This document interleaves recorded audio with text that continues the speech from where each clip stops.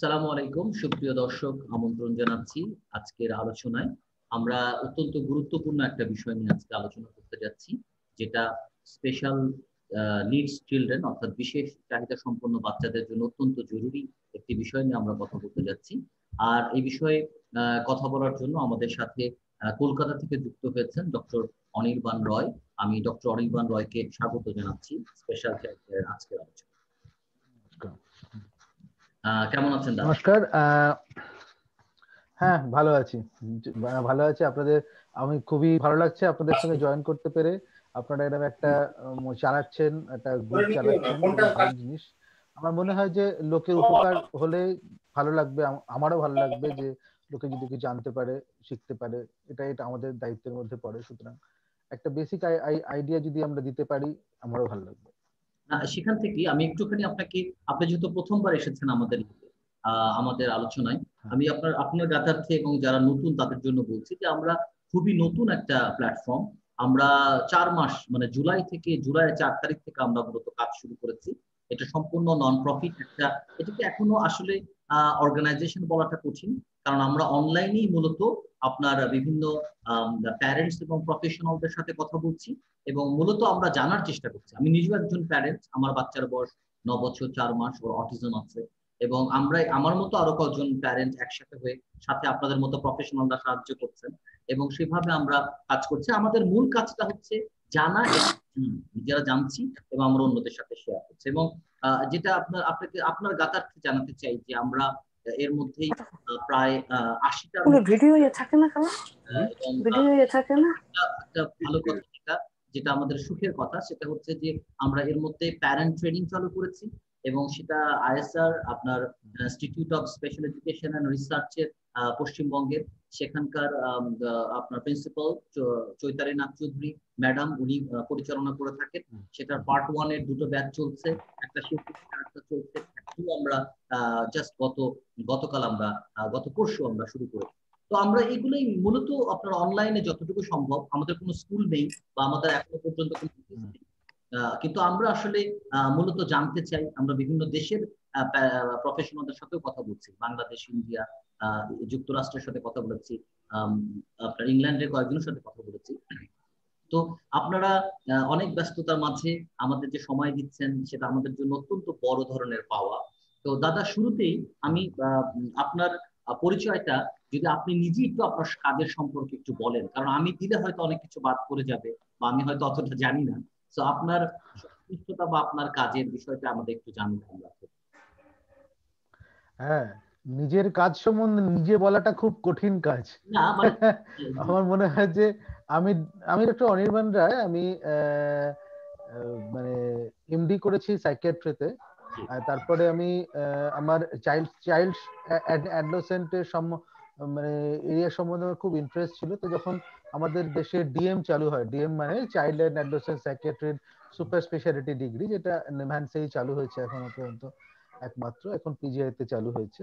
তো সেটা যখন চালু হয় তখন আমি যাই এবং আমি ডিএম করি আর কি, ডিএম করি এবং DM in child and adolescent psychiatry করেছি, যেটা এই মুহূর্তে আমি ওয়েস্ট বেঙ্গলে এবং আমার মনে ইস্টার্ন ইন্ডিয়াতে আমি একমাত্র DM child and adolescent psychiatry করেছি। তো আমি এই মুহূর্তে অ্যাজ এ অ্যাসোসিয়েট প্রফেসর আছি আইপিজিএমইআর এ, এবং আমি একটা as a consultant child adolescent psychiatrist Peerless এও আছি, পিয়ারলেস এ প্র্যাকটিস করি। আর এছাড়া আমরা একটা নিজস্ব অর্গানাইজেশন করেছি, আমরা ছোট, শুধু চাইল্ড অ্যান্ড অ্যাডোলেসেন্ট সাইকিয়াট্রির ওপরই অর্গানাইজেশনটা, সেটা হচ্ছে মাইন্ড মেন্টরস বলে। তো আমরা একটা ইউটিউব চ্যানেল করেছি স্পেশালি এই মানে প্যারেন্টসদের জানানোর জন্য। একেবারে এখনো পর্যন্ত টোটাল বাংলাতেই আছে, যদিও আমার কাছে ডিমান্ড আছে প্রচুর ইংলিশে করার। আমি হয়তো ইংলিশে ভবিষ্যতে কিছু কিছু শুরু করব। প্রথমে আমরা চেষ্টা করছি যে সমমনস্ক মানে মানে আমি চাইল্ড সাইকিয়াট্রিস্ট হিসাবে এবং এছাড়া অল ওভার ইন্ডিয়া যারা যারা সাইকোলজিস্ট আছেন, অকুপেশনাল থেরাপিস্ট, ওনাদের আমি ইনভলভ বলেছি যে কিছু কন্ট্রিবিউট করতে। তাহলে সমস্ত মানে একটা বেসিক আইডিয়া যদি সবার থাকে, স্পেশাল এডুকেটর একটা বেসিক আইডিয়া। আমরা চাইছি যে আসলে আমাদের কাছে যে অনেক প্যারেন্টস এসে খুব অনেক একই প্রশ্ন, মানে একটা ন্যাচারালি প্রচুর জানার থাকে ওনাদের, এবং সেখানে আমরা তাদেরকে বলি, এবং যেটা হয় যে আমরা এক জিনিস বললেও যেটা হয় যে ন্যাচারালি আমাদের মাথায় কিছু জিনিস রেজিস্টার করে, কিছু জিনিস রেজিস্টার করে না, আবার হয়তো শুনতে হয়। হ্যাঁ, তো আমার মনে হয় যে একটা জায়গায় যদি আর্কাইভ থাকে জিনিস, যেটা আপনারাও করছেন, একটা জায়গায় আর্কাইভ যদি থাকে, সেটা হলে লোকের প্যারেন্টসরা সেখানে গিয়ে গিয়ে ফিরে ফিরে শুনতে পারেন। হ্যাঁ, আমার মনে হয় সেটার জন্য আমাদেরও হয়তো পরিশ্রমটা কম হবে, মানে এক কথা বারবার বলাটাও খুবই মুশকিল।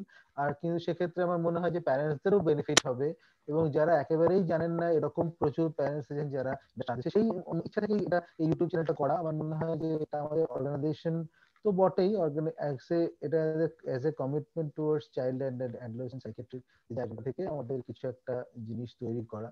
এখন পর্যন্ত আমরা দুটো জিনিসের উপর করেছি, সেটা হচ্ছে যে দুটো জিনিসের সিরিজ আছে, মানে ইয়েতে দেওয়া আছে, মানে ইউটিউবে দেওয়া আছে। সেটা হচ্ছে যে আমরা দাদা শেয়ার এডিএইচডির করেছিলাম উপর, আমাদের গ্রুপে হ্যাঁ শেয়ার হ্যাঁ, করেছিলাম স্ক্রিন এডিএইচডির উপর আর বিহেভিয়ার অ্যাডিকশনের উপর, জি। আর হ্যাঁ, বিহেভিয়ার অ্যাডিকশনের উপর কালকে তার লাস্ট এটা বেরোবে, স্ক্রিন অ্যাডিকশনের।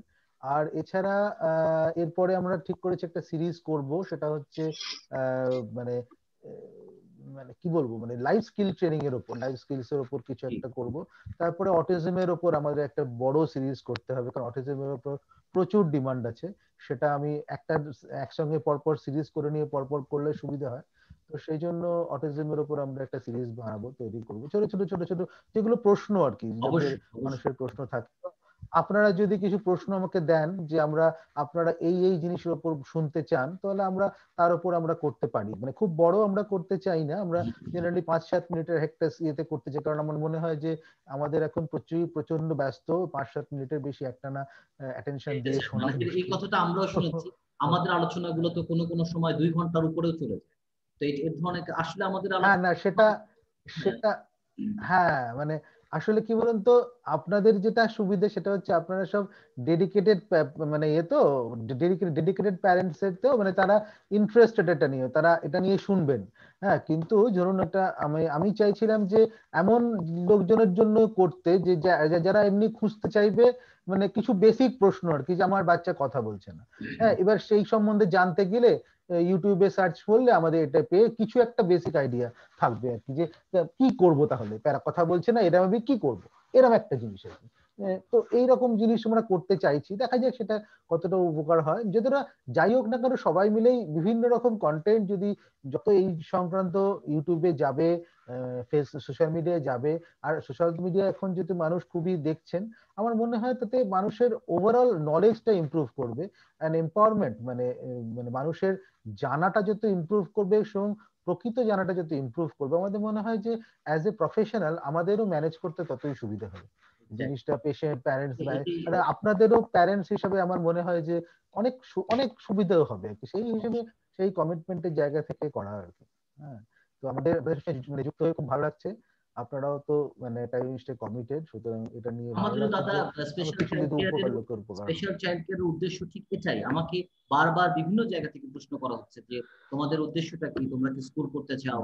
আমরা বলেছি যে আমরা ভবিষ্যতে কি করব এটা আসলে বলা মুশকিল, কিন্তু আমরা যদি একটা ভিডিও যদি যোগ করতে পারি, তাতেও যদি আমাদের প্যারেন্টসদের এই যে আজকে আপনার সাথে আমাদের কিছু প্যারেন্টস বা আমি নিজেও কিছু প্রশ্ন করব, আপনার কাছে কিছু জানতে পারবো, এটাও তো এক ধরনের পাওয়া, এটাও তো এক ধরনের মানে বেনিফিট। সেটা হ্যাঁ, এটা নিশ্চয়। আমাদের এক্সপেকটেশনটা কম। আর আপনাকে ধন্যবাদ জানাই যে আপনার এত ব্যস্ততার মাঝেও আপনি কোথাও পড়াচ্ছেন, আবার বাচ্চাদেরকে দেখছেন, আপনার চেম্বার করছেন, এত কিছুর পরেও যে আপনি আমাদের কথা ভেবে আমাদের মতো প্যারেন্টসদের জন্য যে মাইন্ড মেনটেনটা তৈরি করছেন বা গঠন করছেন, সেটার জন্য আমাদের সবার পক্ষ থেকে কৃতজ্ঞতা আপনার প্রতি। এবং আমার বিশ্বাস এটার জন্য এটার জন্য বোধহয় কোভিডকেও কৃতজ্ঞতা জানানো উচিত। কোভিড এর ফলে অনেক সময় পাওয়া গেছে, এটা ঠিক। ওই জন্য আমি বসে বসে আমি আমি মানে এটার জন্য অনেক কিছু শিখতে হচ্ছে আমাকে, মানে আমি পুরোপুরি নিজেই করি এটা, সুতরাং আমার অনেক কিছু শিখতে হচ্ছে, যেমন ভিডিও এডিটিং শিখতে হচ্ছে, হ্যাঁ, এইসব সম্বন্ধে জানতে হচ্ছে, সেগুলো শিখতে হচ্ছে। তো সেইটা সময় পেতাম না আনলেস এন্ড আনটিল কোভিড কাম। আমাদের আমাদের ফোরামের জন্ম এই কোভিড এর মধ্যেই। আমি আমার সামার ভ্যাকেশনটাকেই কাজে লাগিয়েছি, আমার ইউনিভার্সিটি বন্ধ ছিল এবং তখন সেটা কাজে লাগিয়েছি। আমরা আশা করব দাদা যে স্পেশাল চাইল্ড কেয়ার এবং মাইন্ড মেন্টর একসাথে কাজ করবে ভবিষ্যতে আরো আরো বেশি কাজ করবে একসাথে এবং আরো গভীরভাবে যুক্ত হবে। আজকের যে বিষয়টা দাদা, যে হাইপার অ্যাক্টিভিটি, আপনার এই দীর্ঘদিনের আপনার পড়ালেখা এবং আপনার কাজ, আপনি বাচ্চাদেরকে দেখছেন, আপনি নিশ্চয়ই এরকম বাচ্চাদেরকে পাচ্ছেন, হাইপার অ্যাক্টিভ বাচ্চাদেরকে নিয়মিত পাচ্ছেন। সে বিষয়ে ওভারঅল আমরা আমাদের প্যারেন্টসদের, মানে আমাদের প্রশ্নে যাওয়ার আগে আপনাকে যদি জানতে চাই আপনার কাছে, যে আপনার অনুভূতিটা আপনি কি বলেন এই বিষয়ে? দেখুন, মানে ছটফটে বাচ্চা কাকে বলে সেটা তো আপনারা জানেনই, যে ভীষণ ছটফটে বাচ্চা আপনারা সবাই জানতে পারছেন, is very difficult to handle. মুশকিলটা কি জানেন তো, যে সেটা প্রথমে জানতে হবে সেটা কখন অ্যাবনর্মালিটি, মানে একটা বাচ্চা ছোট বাচ্চা তো সবসময় ছটফটে, তাহলে সেটা কখন প্রবলেমেটিক। এবার প্রবলেমেটিক কখন সেটা ভাবতে গেলে দুটো জিনিস ভাবতে হয় আমাদের। এটা হচ্ছে ডিউরেশনটা কত। ধরুন একটা বাচ্চা কোনো কারণে ডিস্টার্ব আছে, ওর বাড়িতে কেউ মানে কিছু একটা সমস্যা হচ্ছে বা তার শরীর খারাপ, সে একটু বেশি ছটফট করছে, that is maybe for 2-3 days, সেটা নিয়ে আমরা কিন্তু খুব ভাবিত নই। হ্যাঁ, কারণ it's a duration, that is very important. তো আমরা যদি দেখি, যদি একটা বাচ্চা 6 মাসের বেশি একটানা ছটফট করছে, তার ছটফটে ব্যাপারটাই তার নর্মালিটি, হ্যাঁ, তাহলে আমরা তাকে বলবো হ্যাঁ সেটা ছটফটে বাচ্চা। হ্যাঁ, এটা একটা ডিউরেশন, একটা ফ্যাক্টর। একটা হচ্ছে, আর এটা যে পারভেসিভনেস মানে কি? পারভেসিভ মানে সমস্ত জায়গায় ছটফটে। ধরুন একটা বাচ্চা স্কুলে খুব শান্ত বা বাড়িতে খুব ছটফটে, হ্যাঁ, তাকে কিন্তু আমরা এডিএইচডি চট করে বলি না। এবং এটা আমাকে নিশ্চয়ই জানতে হবে যে স্কুলে তারা কেন ছটফটে, সেটারও একটা কারণ ডেফিনেটলি আছে। সেইটা অ্যাসেসমেন্টের প্রশ্ন আছে, যে বাড়িতে ছটফটে নয় স্কুলে কেন ছটফটে।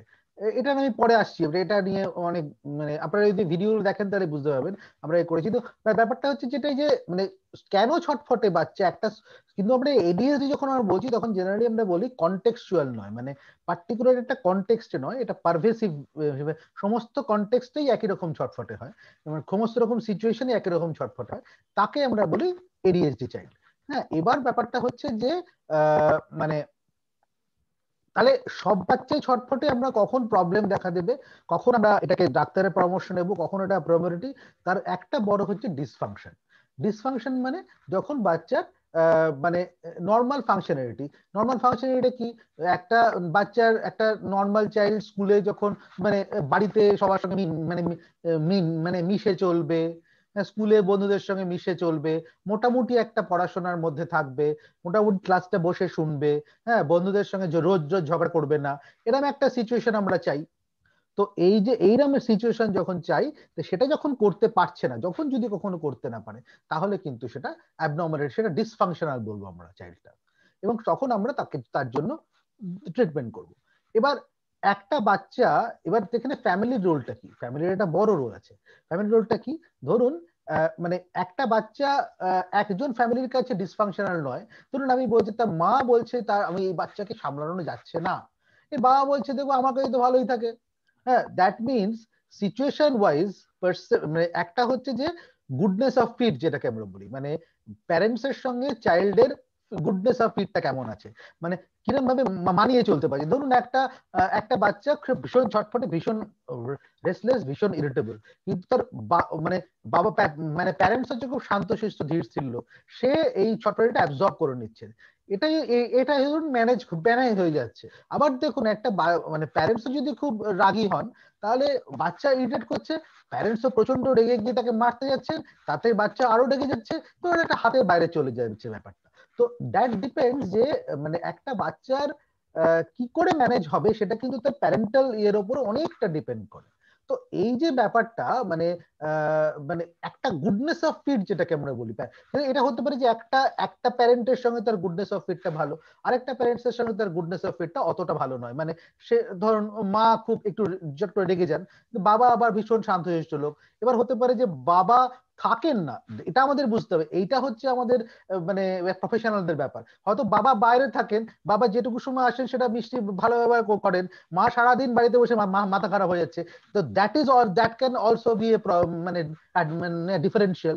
সো অ্যাজ এ প্রফেশনাল আমাদের এই সমস্ত গুলো দেখতে হবে, যে কেন বাচ্চাটার সমস্যা হচ্ছে। তো এনিওয়ে, যখন বাচ্চারা, এইটা হচ্ছে ডাক্তারের কাজ। তো ডাক্তারের কাছে কখন যাবেন? যখন ডিসফাংশন হবে, যখন ম্যানেজ করতে পারবে না, তখন ডাক্তারের কাছে যাবেন বা প্রফেশনালের কাছে যাবেন, এটা অন্য কথা। আর দ্বিতীয় পয়েন্ট হচ্ছে, এবার নেক্সট পয়েন্ট আসছে, যে সব ছটফটে বাচ্চা কি এডিএইচডি? এটা একটা বড় প্রশ্ন। হ্যাঁ, আমি প্রচুর দেখেছি যে সব মানে আমি তো এটা প্রচুর দেখি যে সবাই মানে এডিএসডি হচ্ছে বোধহয় আমাদের মধ্যে চাইল্ড অ্যান্ড অ্যাডোলেসেন্ট সাইকিয়াট্রিতে সবচেয়ে কমনলি সেট ডায়াগনোসিস, মানে সবচেয়ে কমনলি ডায়াগনোস প্রবলেম। যেমন ওডিডি হচ্ছে মানে এএসডি হচ্ছে বোধহয় যে কোনো অডিটিস, যে কোনো অডিটিস দেখলেই আমরা এটাকে এএসডি ভাবি এবং আমাদের মাথায় আকাশ ভেঙে পড়ে। হ্যাঁ, ঠিক সেরকম ব্যাপারই যখনই ছটফটে বাচ্চাকে দেখলেই আমরা প্রথমেই ধরে নিই এটা নিশ্চয়ই এডিএইচডি, এবং মানে সেটা নিয়ে আমাদের দুশ্চিন্তার কোনো শেষ থাকে না। হ্যাঁ, তো মুশকিলটা হচ্ছে যে মানে আমি প্রচুর দেখেছি যে এই সমস্যাটা একটা হয় আর কি। তো সব ছটফটে বাচ্চায় কিন্তু এডিএইচডি না, একটা জিনিস বুঝতে হবে, এডিএইচডি কিন্তু যখন ডায়াগনোসিসটা হচ্ছে তখন এডিএইচডি কিন্তু ট্রিটেবল একটা এন্টিটি। এডিএইচডি যদি ডায়াগনোসিস করা যায়, এডিএইচডি ট্রিটেবল এন্টিটি যেটাকে মেডিকেল ম্যানেজমেন্ট আছে। ইনফ্যাক্ট চাইল্ড অ্যান্ড অ্যাডোলেসেন্ট সাইকিয়াট্রিতে খুব কমই আছে যেটা একদম বলা হয় যে মেডিকেল ম্যানেজমেন্ট ইজ মানে কি, এবং সেখানে সাইকোসোশ্যাল অতটা রোল নেই। সে একটা হচ্ছে one of them is ADHD. কিন্তু এরা মনে হয় যে সাইকোসোশ্যাল রোল নেই, সাইকোসোশ্যাল প্রচুর রোল আছে, ইন দ্য সেন্স যে হয়তো কোর সিমটমস অফ এডিএইচডি মানে ইনঅ্যাটেনশন যদি কারো থাকে তাতে হয়তো সাইকোসোশ্যাল ম্যানেজমেন্টের খুব রোল নেই। ইনঅ্যাটেনশনটা হয়তো মোস্ট লাইকলি আমাদের বিহেভিয়ারাল ম্যানেজমেন্ট মানে মেডিকেল ম্যানেজমেন্ট দিয়ে সহজে যায়, কারণ এটা টেম্পারামেন্টাল প্রবলেম। কিন্তু যদি ওভারঅল ফাংশনালিটি আমরা দেখি বাচ্চাটার, সেখানে কিন্তু সাইকোসোশ্যাল ম্যানেজমেন্ট একটা বড় রোল আছে। আচ্ছা, এবার আমাকে দেখতে হবে যে সমস্ত বাচ্চা কি এডিএইচডি কিনা। তা সেটা কিন্তু নাও হতে পারে, কারণ এডিএইচডির একটা মেডিকেশন আছে, এবং এডিএইচডি মেডিকেশন ইজ কি না, আমরা ডোপামিন দিই, ডোপামিন স্টিমুলেটর মেডিকেশন। তো এমন ডোপামিন একটা এমন একটা জিনিস, মানে ইনফ্যাক্ট আমাদের দেহের যে কোনো এই ধরনের ফাংশনালিটি গুলোই এমন একটা জিনিস যে তার মানে মানে আসতেও কাটে যেতেও কাটে আর কি, মানে বেশি হলেও মুশকিল, কম হলেও মুশকিল। সেই জন্য ধরুন ডোপামিন যদি কম হয় তাহলে ইনঅ্যাটেনশনের সমস্যা থাকবে, এডিএইচডি থাকবে, অ্যারাউজাল ইজ লেস আমরা বলি, তখন আমরা ডোপামিন দিয়ে ট্রিট করি, ডোপামিন দিয়ে ট্রিট করি। কিন্তু অনেক সময় ডোপামিন বেশি থাকে তাও এটা জেদি, ইরিটেবল, রাগী বাচ্চা তৈরি হয়, হ্যাঁ থাকে আর কি। সেক্ষেত্রেও কিন্তু একই রকম সিমটম থাকবে আর কি। এবং অনেক সময় দুটো একসঙ্গে থাকে, মানে এডিএইচডি এবং ওডিডি দুটো একসঙ্গে থাকে। মানে কি হয় যে মানে এটা একটা ডেভেলপমেন্টাল ব্যাপার আছে, এটা বায়োলজিক্যাল ব্যাপার যে আমাদের দেহের তো বিভিন্ন মাথার তো বিভিন্ন অংশ আছে, ফ্রন্টোসেরিবেলার সার্কিটটায় এখানে কিন্তু ডিলেড ডেভেলপমেন্ট হয়, এখানে ডোপামিনটা অনেক আস্তে আস্তে তৈরি হয়, ডোপামিন ফাংশনের এটা। সেখানে এই লিম্বিক সিস্টেম যেটা, এটা অনেক তাড়াতাড়ি ডোপামিন তৈরি হয়। কিন্তু এরকম হতে পারে যে ফ্রন্টোসেরিবেলার সার্কিটে ডোপামিনের এটা খুবই কম, এবং লিম্বিক সিস্টেম ডোপামিন সার্কিটটা খুব বেশি। এটা কি হয়, এটা একটা নর্মাল, এটা কিন্তু নর্মাল চিলড্রেনেরও থাকে, যে নর্মাল চিলড্রেনও দেখবেন ছোট বাচ্চা ছোটবেলায় খুব ইরিটেবল থাকে, রাগী থাকে, আস্তে আস্তে বড় হওয়ার সঙ্গে সঙ্গে তার একটু রাগ ব্যাগ গুলো কমে আসে, এবং তার সে মন দিয়ে বেশিক্ষণ কনসেন্ট্রেট করতে পারে। যেন দেখেন না যে একটা ছোট বাচ্চা যতক্ষণ কনসেন্ট্রেট করতে পারে একটা অনেক বড় বাচ্চা তুলনামূলক বেশি কনসেন্ট্রেট করতে পারে। হ্যাঁ, একটা 16 বছরের বয়স, একটা 6 বছরের বয়স যতটা করতে পারবে একটা 16 বছরের ছেলে কিন্তু অনেকক্ষণ বেশি করতে পারে। তো তার মানে উইথ এজ কিন্তু কনসেন্ট্রেশন পাওয়ার আমাদের বাড়ে, সবারই বাড়ে, কিন্তু এবং আমাদের রাগটা কমে আসে, আমরা বুঝি, আমাদের মানে বোধ শক্তিটা বাড়ে। ঠিক সেরকম এদের ক্ষেত্রে হয়, কিন্তু এদের ক্ষেত্রে এই অ্যাক্সেসটা একটু ডেভিয়েশন থাকে, মানে এরকম হয় যে বেশি রাগ কম অ্যাটেনশন, এটা এই অ্যাটেনশনটা একটু অ্যাক্সেসটা সমস্যা থাকে, তার জন্য সমস্যা হয়। তো এরকম হতে পারে যে এই এডিএসডি থাকতে পারে, ওডিডি থাকতে পারে, মানে জেদি বাচ্চা থাকতে পারে। আবার কিছু কিছু বাচ্চা হতে পারে যে অবসেশন থাকে, অবসেশনটা অনেক সময় এত রেস্টলেসনেস নিয়ে প্রেজেন্ট করে, সেটা অনেক সময় এডিএসডির মতো মনে হয়। হ্যাঁ, এমনও হতে পারে যে এরকম আমরা দেখেছি পেশেন্ট যে অ্যানিমিয়ার পেশেন্ট, অ্যানিমিয়ার পেশেন্টের ব্লাড সার্কুলেশন কমে গেছে এতে, সুতরাং তার মানে অ্যারাউজাল লেভেলটা কমে যাচ্ছে বলে তার ভীষণ ছটফটে হয়ে যাচ্ছে। তার অ্যানিমিয়াটা কন্ট্রোল করার পরে পরে দেখা গেল তার অ্যাটেনশনটা ইমপ্রুভ করে গেল। তো এরা মানে হাজার হাজার কারণে হতে পারে, সমস্ত মানে এটা একটা মানে যেমন ওসিডি, হ্যাঁ টিক্স, মানে ওডিডি, তারপরে অনেক সময় কি হয় মানে এইগুলো তো কমনলি থাকতেই পারে, কিছু ডিপ্রেশন থাকতে পারে কারো কারো ক্ষেত্রে। এডিএইচডির সঙ্গে ডিপ্রেশন খুবই থাকে, বিশেষ করে অ্যাডোলেসেন্ট বাচ্চা যখন হয়ে যায়, এডিএইচডি বাচ্চা যখন অ্যাডোলেসেন্স হয়, এটা তো একটা গেল ক্রস সেকশনারি ভাগ হলো। যখন আমরা বড় হচ্ছে, একটা এডিএইচডি বাচ্চা যখন বড় হচ্ছে, তখন তার মধ্যে ডিসফোরিয়া তৈরি হয়, মানে সে বুঝতে পারে তো সে চেষ্টা করছে, অ্যাটেনশন দিতে পারছে না। শুধু মানে আমাদের আসলে সমস্ত ভালো মন্দ সবই তো আমরা জাজ করি একাডেমিক্স হিসাবে, এবং একাডেমিক্সটা তার একটা দুর্বল জায়গা। এবং কি হয়, সে কিছুদিন পরে বুঝতে পারে যে আমরা যত বড় হচ্ছি, আমি আপ্রাণ চেষ্টা করেও বাকিদের মতো করতে পারছি না, বাকিরা আমাকে ঠিক সেভাবে দেখছে না, মানে পড়াশোনা অত ভালো বলে মনে করছে না। তো সে একটা ফ্রাস্ট্রেশন ভোগে, ডিসফোরিয়া ভোগে। এবং এই ডিসফোরিয়াটা অ্যাডোলেসেন্সে নরমাল, সমস্ত অ্যাডোলেসেন্টই কম বেশি ডিসফোরিয়া ভোগে, এই এডিএইচডি বাচ্চারা আরো বেশি ডিসফোরিয়া ভোগে। তার জন্য দেখবেন এডিএইচডি বাচ্চাদের বিহেভিয়ার অ্যাডিকশনের চান্সটা বেশি, মানে এই স্ক্রিন ফিন দিয়ে করার চান্সটা বেশি হয়ে যায়। এই যে এইটা সুতরাং সুতরাং this is a very important thing. একটা হচ্ছে ক্রস সেকশনাল মানে কোমরবিডিটি, এবং তার সঙ্গে মানে মানে লঙ্গিচুডাল কোমরবিডিটি এবং লঙ্গিচুডাল, আমরা এটা বলি হেটারোটপিক কন্টিনিউটি। মানে হচ্ছে যে হেটারোটপিক বলতে এডিএইচডি যখন যত বড় হয়, তখন এই এডিএইচডিটা বিভিন্ন রকম রূপ নিতে পারে, ঠিক আছে? যে এডিএইচডিটা ডিপ্রেশনও হতে পারে, এডিএইচডিটা বিহেভিয়ার অ্যাডিকশন হতে পারে, এই এডিএইচডিটা মানে খুবই রেস্টলেস মুড ডিসঅর্ডারের রূপ নিতে পারে। বিভিন্ন ভাবে এডিএইচডি একটা বাচ্চা যত ছোট বাচ্চা থেকে বড় হচ্ছে, তত বিভিন্ন রকম প্রবলেম নিয়ে প্রেজেন্ট করতে পারে। আচ্ছা, আরেকটা সবচেয়ে বড় সমস্যা দেখি আমরা, এএসডি উইথ এডিএইচডি। হ্যাঁ, এএসডি উইথ এডিএইচডি মানে অটিজম উইথ এডিএইচডি, এটা একটা খুব ইন্টারেস্টিং একটা জায়গা। তো এই যে এডিএইচডি, অটিজম উইথ এডিএইচডি মানে যেখানে আছে, সেখানে আগে এটাতে বলা হতো যে অটিজম থাকলে এডিএইচডি থাকবে না, কিন্তু এখন কিন্তু সেটা বলা হয় না। এখন বলা হয় এএসডির সঙ্গে এডিএইচডি একসঙ্গে থাকতে পারে। হ্যাঁ, তো তার মানে যে ধরুন একটা অটিজম বাচ্চা, যেটা আমরা বলেছি, এবার কি হয়, অটিজম বাচ্চা স্টিরিওটিপিক থাকতে পারে, মানে সেন্সরি ইস্যুস থাকতে পারে। সেন্সরি ইস্যুস এর সঙ্গে সেন্সরি ইস্যুস গুলো কিন্তু অনেক সময় এডিএইচডির মতো হাইপার অ্যাক্টিভিটি নিয়ে প্রেজেন্ট করতে পারে। তো এইখানে আমরা বলি যে এডিএইচডি ভীষণ একটা হাইপার অ্যাক্টিভ বাচ্চা হয়, বিশেষ করে যদি অটিজম হয়, তার ক্ষেত্রে আমরা বলি ডেফিনেটলি আপনারা একটা অকুপেশনাল থেরাপির কিন্তু রোল থাকতে পারে সেখানে, কারণ সেখানে কিছু সেন্সরি ইস্যুস কিন্তু ওরকম ভাবে প্রেজেন্ট করতে পারে, হাইপার অ্যাক্টিভিটি নিয়ে, সেখানে আমরা মানে রোল থাকতে পারে। কিছু সময় আমরা বলি মানে এবার আমি এখানে আসি যে কি কি ধরনের সমস্যা হতো। এবার আমরা যেটা আমি ফর্মুলেশনে পরে আসছি, কি কি করতে পারেন আপনারা, এটা একটা বড় প্রশ্ন। সেটা হচ্ছে ধরুন আপনার প্রথমে যখন আমরা দেখতে পাই, প্রথমে তো আমাদের একজন ডাক্তার কিভাবে অ্যাসেস করেন সেটা আমি বেসিক জায়গাটা বলে দিই আপনাকে, যে একটা বিহেভিয়ার, একটা অদ্ভুত জিনিস, বিহেভিয়ারটা না শুধুমাত্র ওষুধ দিয়ে ঠিক করা যায় না সবসময়।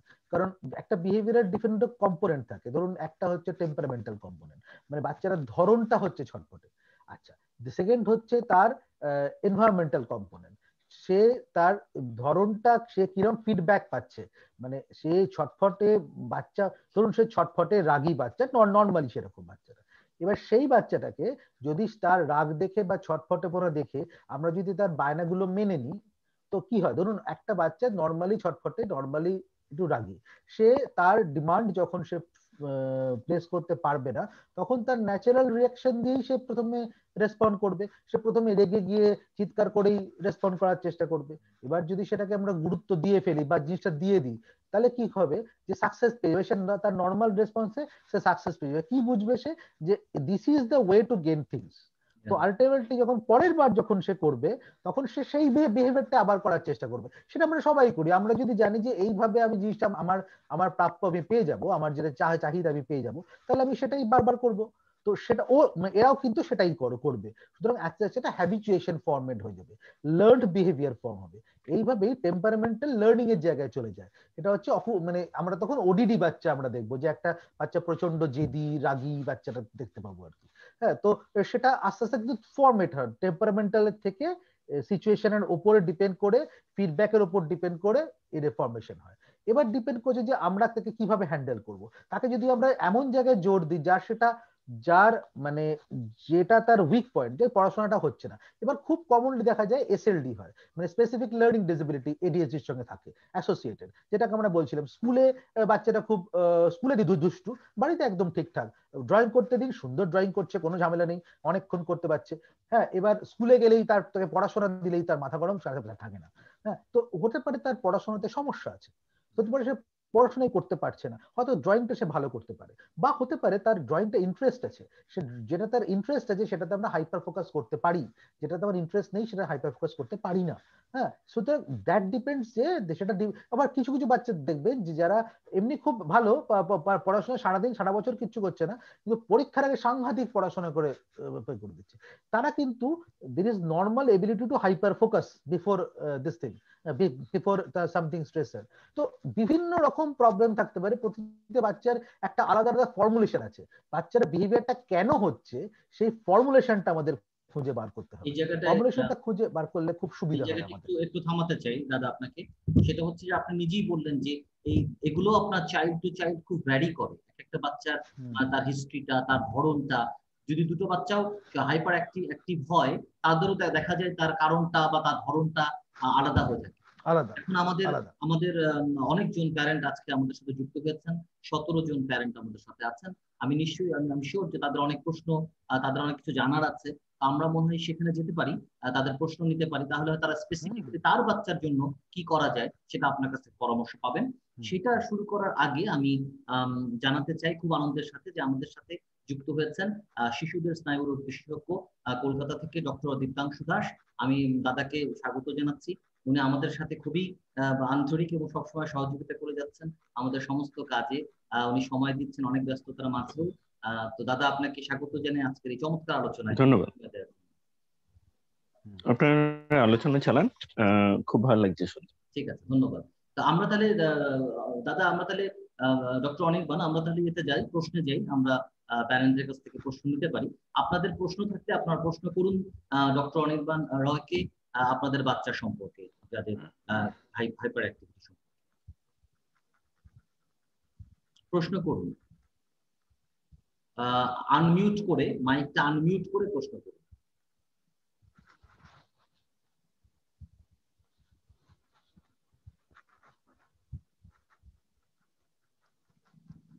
যদি কারো প্রশ্ন না থাকে তাহলে আমরা আলোচনায় ফিরে যাব। মানে আমরা, কারণ যেহেতু আপনারা জয়েন করেছেন, আমরা ধরে নিচ্ছি যে আপনাদের হয়তো জানার আছে আপনাদের বাচ্চা সম্পর্কে। যদি প্রশ্ন থাকে। হ্যালো, জি hello, good evening. Hello, good evening. আমার একটা প্রশ্ন ছিল ভাই। কি বলেন? হ্যাঁ, আমার প্রশ্ন হচ্ছে গিয়ে যে বাচ্চাদের যে ছোটবেলায় যে অটিজমের যে রিজিড যে বিহেভিয়ারটা থাকে, সেই বিহেভিয়ারটা যখন বড় হয় তখন সেটা অবসেসিভ বিহেভিয়ারে পরিণত হয় কিনা। কারণ আমার বাচ্চার ক্ষেত্রে আমি দেখেছি ওর রিজিড বিহেভিয়ার গুলো যখন সে এখন বড় হয়েছে, তার বয়স এখন 22 বছর, তার কিছু কিছু বিহেভিয়ারের মধ্যে অবসেসিভ একটা জিনিস আমি দেখতে পাচ্ছি। যেমন সে একদম ময়লা সহ্য করতে পারছে না, বা সে যখন রাস্তায় হাঁটছে কোনো ময়লা দেখলে সেটা সে সরিয়ে ফেলছে, সেটা যতই পচা আমি বলি এটা ধরিও না, তারপরও সেটা ধরে সরিয়ে ফেলতেছে। তারপর টেবিলে কোনো ময়লা থাকতে পারবে না, একদম পরিষ্কার করে থাকতে হবে তাকে। এগুলো ছোটবেলায় আমি শেখানো হয়েছে এডিএল এর পার্ট হিসেবে, কাজ হিসেবে, তার লাইফ স্কিল হিসেবে। কিন্তু এখন সে এমন ভাবে সবকিছু পরিষ্কার করতেছে বা এমন ভাবে সবকিছু গুছিয়ে রাখতে চাচ্ছে, একটা অবসেসিভ একটা ব্যাপার চলে আসছে। তো এমত অবস্থায় আমাকে একজন ডক্টর সাজেস্ট করেছে ওকে মানে মেডিসিন দেওয়ার জন্য, কারণ এটা একটু খুব মাঝে মাঝে খুব পেইনফুল পর্যায়ে চলে যাচ্ছে। তো আসলে এটাকে আমি কিভাবে নিব, কি করব, আসলে এটা হয় কিনা, নাকি ওইটা তার অটিজমের কারণে সেই রিজিড বিহেভিয়ারটা করছে? দেখুন দিদি, একটা কথা হচ্ছে যে অটিজমের যে এই রিজিড, এটা আপনাকে এটা স্পেকট্রামটা বুঝতে হবে। যদি এটা আসলে স্পেকট্রামটা না মানে বুঝতে, এটা বলাটা আমি দুটোই বলতে পারি যে দেখুন, অবসেসিভ রিজিডিটি দিস ইজ মানে ফর্ম অফ ওসিডি, ঠিক আছে? এবার ওসিডি কখন আমরা বলি? ওসিডি তখনই আমরা বলি যখন তার ইনসাইটটা থাকে, যখন তার মধ্যে ইগো ডিস্টোনিসিটি থাকে, মানে যখন একটা রিজিড বিহেভিয়ার আছে ঘুরছে, কিন্তু সে জানে যে যেটা করছে সে ঠিক করছে না এবং সেটা রেজিস্ট করার চেষ্টা করছে। আপনার বাচ্চার সঙ্গে ওসিডির ডিফারেন্সটা হচ্ছে আপনার মানে আমি হোপফুলি যেটা আমি মনে হচ্ছে যে হয়তো আপনি ওকে জিজ্ঞেস করলে ও কিন্তু এটা বলবে না যে আমার এটা করা উচিত না, হ্যাঁ এটা আমি চাইছি যে করব না, কিন্তু তা না করেও হয়ে যাচ্ছে। তো that ego dystonicity is hallmark of OCD, what we call it OCD। সেটার হলমার্ক হচ্ছে ইগো ডিস্টোনিসিটি, মানে যে আমার এই ফিলিংটা যে আমি যেটা করছি সেটা ঠিক করছি না, কিন্তু আমি এটা করতে বাধ্য হচ্ছি, কেউ যেন আমাকে দিয়ে করিয়ে নিচ্ছে, না করে থাকতে পারছি না, দ্যাট ইজ ওসিডি। বাট এই ওসি বিহেভিয়ার যেটা আপনি বলছেন আপনার বাচ্চার মধ্যে আছে, that is very common in autism, it is very common in autism. এবং অটিজম যত মানে এই যে মানে স্টিরিওটাইপিক বিহেভিয়ার বা স্টিরিওটাইপিক থিঙ্কিং যেটা আমরা অটিজমে বলে থাকি আর কি, সেই জিনিসটা কিন্তু বেসিক্যালি এই বিহেভিয়ারটাই, এই রিজিডিটি বিহেভিয়ারটাই। কিন্তু মুশকিল হচ্ছে এখানে ইনসাইটটা থাকে না, মানে দিস স্টিরিওটাইপি উইদাউট ইনসাইট, সেটা হচ্ছে আমাদের মানে অটিজমের এই মানে অবসেসিভ বিহেভিয়ারটা। এবার আমি বলি ট্রিটমেন্ট কি হবে, হ্যাঁ বলি যে হ্যাঁ ট্রিটমেন্ট অনেক সময় আমরা ওসিডির মতোই করতে পারি, এবং অনেক সময় আমরা কি ওসিডি উইথ পুয়ার ইনসাইটের মধ্যে ট্রিটমেন্ট করতে পারি আর কি। মানে সেটা যেখানে আমরা ওসিডি উইথ পুয়ার ইনসাইট যখন যেরকম থাকে, তখন আমরা অনেক সময় সাইকোটিক বিহেভিয়ার মানে ওসিডি যেটা আছে, যেটা প্রথমে ইনসাইট ছিল আস্তে আস্তে এরকম হয়ে যায় যে একটা সময় পরে আর ইনসাইটটা থাকে না, ইনসাইটটা মানে থাকে আর থাকে না মধ্যে একটা মাঝামাঝি জায়গায় চলে যায়। হ্যাঁ, তো সেরকম একটা জায়গায় বলি ওসিডি উইথ পুয়ার ইনসাইট। তারপরে যদি আরো একদম চলে যায় ওসিডি বিহেভিয়ারটা, তখন আমরা তাকে ডেলিউশন বলে দিচ্ছি। হ্যাঁ, তো তাকে আমরা ডেলিউশন নিয়ে করছি, সেটা এই একটা প্রসেস অফ ডিসঅর্ডার আর কি। তো এই অবসেসিভ যেটা আপনারা বলছেন যে একটা ওসি বিহেভিয়ার রিজিডিটি, সেটা আস্তে আস্তে আস্তে ডেভেলপ হয়ে গিয়ে একটা বয়সের পরে হচ্ছে। আর এটা শুধু একটা বয়সে 22 বছরে কেন, আমরা ইনফ্যাক্ট 5-4 বছরেও ওষুধ দিতে পারি তাকে এই অবসেশনের জন্য, আমরা ওষুধ দিই। মানে যদি দেখি যে স্টিরিওটাইপিক বিহেভিয়ারটা এতটাই প্রবল হয়ে যাচ্ছে যে ম্যানেজ করা যাচ্ছে না, তখন আমরা উই ক্যান গিভ মেডিকেশন, মানে because of that line, because that is the similar problem, there is a similar problem with that similar behavioral problem with OCD stereotypy যেটা আছে, সেটাই কিন্তু আমরা বড় হয়ে ওসিডি হচ্ছে। কিন্তু যখন আমরা ওসিডি হচ্ছে, তখন আমরা এটাকে আমরা ওসিডি বলবো না, because there is no hallmark of ego dystonicity is not there, because the insight is not there. হ্যাঁ, it is secondary to autism, যেটা অটিজম রিজিডিটি, অবসেসিভ রিজিডিটি বা ম্যাক্সিমাম আমরা পার্সোনালিটি প্যাটার্নের জায়গা থেকে বলতে পারি। দ্যাট ডিপেন্ডস অন আপনার বাচ্চার কি কন্ডিশন আছে। মানে এটা ধরুন একটা চাইল্ড অ্যান্ড অ্যাডোলেসেন্ট সাইকিয়াট্রিস্টকে বা একজন ডেভেলপমেন্টাল মানে ডেভেলপমেন্টের পেডিয়াট্রিশিয়ানকে যদি আপনি কথাটা জিজ্ঞেস করেন, ওনারা বলবেন এটা অটিজমের পার্ট। একজন হার্ড করে অ্যাডাল্ট সাইকিয়াট্রিস্টকে যদি আপনারা যান, তাহলে ওনারা বলবেন ওসিডি। কিন্তু ব্যাপারটা কিন্তু সেটাই হচ্ছে। হ্যাঁ, সেটা একই, মানে এই জিনিসটা কিন্তু একই স্পেকট্রামের মধ্যে, বিষয়টা কিন্তু একই স্পেকট্রামের মধ্যে। এবার যে কনোটেশনে অভ্যস্ত, সেই কনোটেশনটা ইউজ করেন, কিন্তু বেসিক্যালি বিষয়টা এক। মানে বিষয়টা হচ্ছে যে এই মানে যেহেতু আমি সাইকিয়াট্রির ইয়ে করে চাইল্ড সাইকিয়াট্রিতে আমি করেছি, সুতরাং আমি জানি পুরো পিকচারটা কিভাবে ভাবতে পারে তারা, কিন্তু বেসিক্যালি জিনিসটা একই। মানে একটা মানে ডেভেলপমেন্ট মানে অটিজমের এই যে রিজিড বিহেভিয়ারটা, এটা যত বড় হচ্ছে তত এটা কিন্তু অটিজমের পার্টি, অটিজমের আগেও ছিল, কিন্তু হ্যাঁ ওটা আগেও ছিল, কিন্তু যত বড় হচ্ছে তত যেহেতু তার এক্সপ্রেশনটা ক্লিয়ার হচ্ছে, সুতরাং এক্সপ্রেশনটা ক্লিয়ার হয়ে আপনি আমাকে মনে হচ্ছে এটা তো ওসিডির মতো। কিন্তু আপনি দেখবেন ওসিডির মতো হলেও কিন্তু এটা সম্বন্ধে ওর ইনসাইটটা নেই। ও কিন্তু আপনি জিজ্ঞেস করবেন তুই এটা কেন করছিস, বলবে এটা কেন করবো, এটাই করা উচিত। হ্যাঁ, এরকম কখনো বলবে না যে এটা করা উচিত না। হ্যাঁ, মানে এটা বলাটা, এটা আমি পারছি না, আমি চেষ্টা করছি, আমি পারছি না, এই কথা কিন্তু কখনো বলবে না, যেটা ওসিডি বলে আর কি, যেটা ওসিডি টিপিক্যালি বলবে। কিন্তু আপনি যদি বলেন ট্রিটমেন্ট ওয়াইজ, তাতে ওসিডির মতো ট্রিটমেন্ট করতে কিন্তু কোনো অসুবিধা নেই, একচুয়ালি ওসিডির মতো ট্রিটমেন্টই করতে হবে আর কি আলটিমেটলি। তার সঙ্গে আপনি অন্য কিছু চালাতে পারেন, কিন্তু যখন একটা বয়সের পরে যখন এই জিনিসটা উঠে এসছে, বললাম তো সব, আবার একটা কথা, সব অটিজম কিন্তু সমান হয় না, যেমন সমস্ত এডিএইচডি সমান নয়, সব অটিজমই সমান নয়। মানে আমরা অটিজমে একটা ওভারঅল গ্রুপের মধ্যে বলি, হ্যাঁ স্পেকট্রামের মধ্যে বলি, কিন্তু সবারই সমান নয়। এবার এই বাচ্চাটার ক্ষেত্রে যখন ওর ইন্টেলেকচুয়াল এবিলিটি একটা লেভেলের আছে, সে যখন এই কাজগুলো করছে, মানে he is functional, he can communicate, তো এই জায়গাটায় ওঠে যে এখন ও যে জায়গাটা আছে সেখানে ওর অবসেসিভ রিজিডিটি, এই যে রিজিড সেলফ অ্যাবজর্ব, মানে কি বলবো, সেলফ ডিরেক্টেড যে বিহেভিয়ারটা, মানে এটা করতে হবে, এটা না হলে চলবে না, এই যে যেই বিহেভিয়ারটা যে ফুটে বেরোচ্ছে, তো এটা যখন আইসোলেট হয়ে যাচ্ছে, তখন এটা একটা আমরা ওসিডি লাইনে ট্রিটমেন্ট করতেই পারি। এটা মনে রাখুন, this is a part of autism, হ্যাঁ, এটা ঠিক ওসিডি নয়, মানে আমরা যেটাকে কোট আনকোট ওসিডি বলি সেটা ওসিডি নয়, এটা স্টিরিওটাইপ বিহেভিয়ার, কিন্তু but it can be treated in the form of OCD. হ্যাঁ, এটা নিয়ে কোনো সমস্যা নেই। হ্যাঁ, এটা হচ্ছে ব্যাপার। আচ্ছা, সে ওইটা যখন আমি করতে দিচ্ছি না, তাকে যখন আমি বোঝানোর চেষ্টা করছি, তখন সে করছে না, কিন্তু সে ঘামছে। হ্যাঁ, মানে ওটা করতে না হ্যাঁ, পেরে তার মানে ঘামা শুরু হয়েছে, মানে অথচ ঘামার মতো একটা পরিবেশ নাই, এসি রুমে বসে সে ঘামছে। তো কম্পালসিভ বিহেভিয়ার তো, হ্যাঁ, কম্পালসিভ বিহেভিয়ার তো, কিন্তু ওর ইনসাইটটা নেই। মানে মুশকিলটা হচ্ছে ওকে যদি আপনি করতে দিচ্ছেন না বলে সে দিচ্ছে না, করছে না, তো মানে ওকে আপনি জিজ্ঞেস করবেন এটা করা কি তোর উচিত, ও কিন্তু সেটা কোনো পরিষ্কার আনসার দেবে না হয়তো। মানে ও হয়তো সেটা বলবে না যে না করা উচিত না, আমি বুঝতে পারছি কিন্তু করে ফেলছি, এটা নাও বলতে পারে। হ্যাঁ, কারণ সেটা আপনি বলতে পারেন যে তার কগনিটিভ এবিলিটি অতটা নেই, সেটাও বলতে পারেন। আবার hmm, that depends on lot of things আর কি, সেটা উপর মানে এরকম ভাবে আলাদা করে কিছু বলা যায় না, সেটা particular person to person vary করে।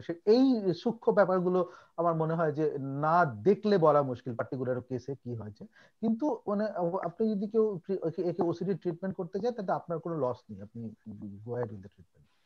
আচ্ছা, এটা মানে ওসিডি ট্রিটমেন্টটা কি বেশি দিন করলে, যেমন প্রায় দেখা যায় যে ডিসপোলাক দেওয়া হয়, আমি বাইরের অনেক প্রেসক্রিপশনও দেখেছি, আপনাদের দেশে এমনকি ইউএসএ ইউকে তো দেখেছি ডিসপোলাকটা দেওয়া হয়। তো আসলে এটাই ডক্টর এটা দিয়েছে, তা এখন এটা আমি কন্টিনিউ করবো কিনা আমি একটু দ্বিধায় আছি, কারণ অনেকে বলে এটার একটা বড় সাইড এফেক্ট ম্যাডাম আছে, এটা আবার এইটা bipolar বোধহয় disorder ঠিক করে। ম্যাডাম জুমে বলা উচিত না, মানে দিস ইজ আচ্ছা, আচ্ছা, মেডিকেশন ম্যানেজমেন্ট, আচ্ছা, we yes, should yes. Not comment on Zoom. Hmm, hmm, hmm, তাহলে হুম। আপা আপা প্রয়োজনে দাদার সাথে পরে যোগাযোগ করে নিবেন, যোগাযোগ করে নিন তাহলে না, এটা হ্যাঁ, কমানো ইনশাআল্লাহ, উচিত হ্যাঁ। নয়, পরামর্শ। আচ্ছা, দিস ইজ নট ঠিক আছে, রাইট। হ্যাঁ, বুঝতে পেরেছি, আমি বুঝতে পেরেছি, হ্যাঁ। কিন্তু একটা হ্যাঁ, পার্টিকুলার ঠিক আছে। বাচ্চাকে নিয়ে তো, যে কারণে হয়তো। হ্যাঁ, হ্যাঁ, হ্যাঁ। অনেক ধন্যবাদ আপা। কিন্তু এই কাজে জিনিসটা আজকে কি কমন? এটা আমি কয়েকটা বাচ্চাকে দেখেছি, মানে আপনার হ্যাঁ কাছে হ্যাঁ, জানতে খুব চাচ্ছি যে কমন, এটা কি খুবই আসলে কমন, কমন? খুব কম। খুবই কমন, খুবই কমন, খুবই কমন, এটা নর্মাল, এটা এরকমই হয়। এই এই স্পেকট্রামটাই এভাবে এগোয় জিনিসটা। একটা বাচ্চা যখন বড় হয় তখন এইভাবে এগোয় আর কি। মানে বললাম তো, এটা child psychiatry is a very interesting part because of the the movement, the development. With development বাচ্চার, একটা নর্মাল বাচ্চা, একটা 5 বছরের বাচ্চা, একটা 15 বছরের বাচ্চা সেম নয় তো। ঠিক সেরকমই একটা 15 বছরের বাচ্চার যে অটিজম যে ইয়ে নিয়ে আসবে, একটা 15 বছরের বাচ্চা যেভাবে এডিএস, 5 বছরের বাচ্চা যেভাবে এডিএসডি নিয়ে আসবে, একটা 15 বছরের বাচ্চা সেই সিমটম নাও থাকতে পারে, থাকে না আর কি। তো সেটাই হচ্ছে মানে সেই ভ্যারিয়েশনটাই একটা ইন্টারেস্টিং ব্যাপার। মানে আমরা অনেক সময় আমাকে জিজ্ঞেস করেন যে এই যে আমার এই 13 বছরের বাচ্চা ধরুন এসছে, আজকে 17 বছর বয়সে, এখন ভালো আছে, কিন্তু ওরকম যা হলো না। দেখুন, এটা নর্মাল নয়, 4 বছরে ফিরিয়ে দেওয়া যাবে না। মানে এই যে 13 বছরে যখন ছিল, যখন তার রোগটা শুরু হলো, তখন থেকে 17 বছরের তো তার বয়সটা বেড়ে গেছে।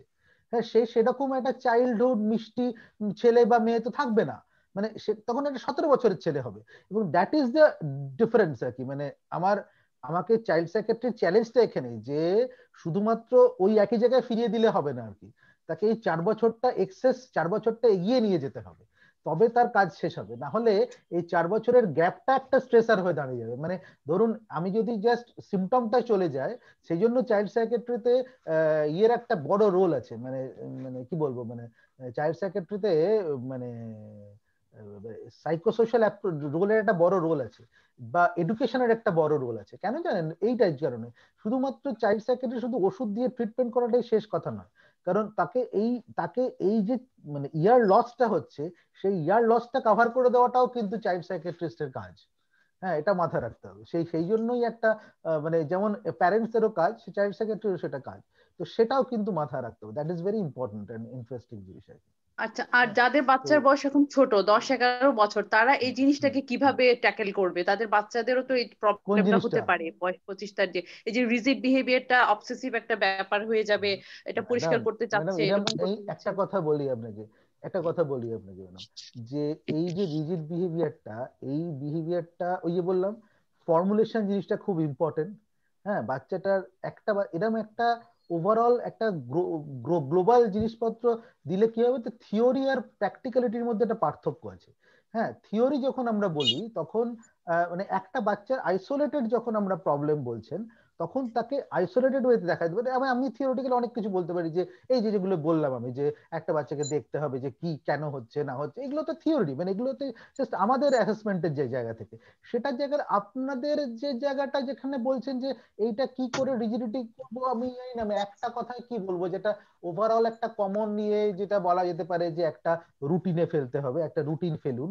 হ্যাঁ, যদি একটা পজিটিভ বিহেভিয়ারের রুটিনে ফেলুন, যে সারাদিন তার এনগেজমেন্টটা তাকে রাখুন, যেখানে আমরা মানে তার সে এইসব ডেভিয়েট করার চান্সটা কম পায়।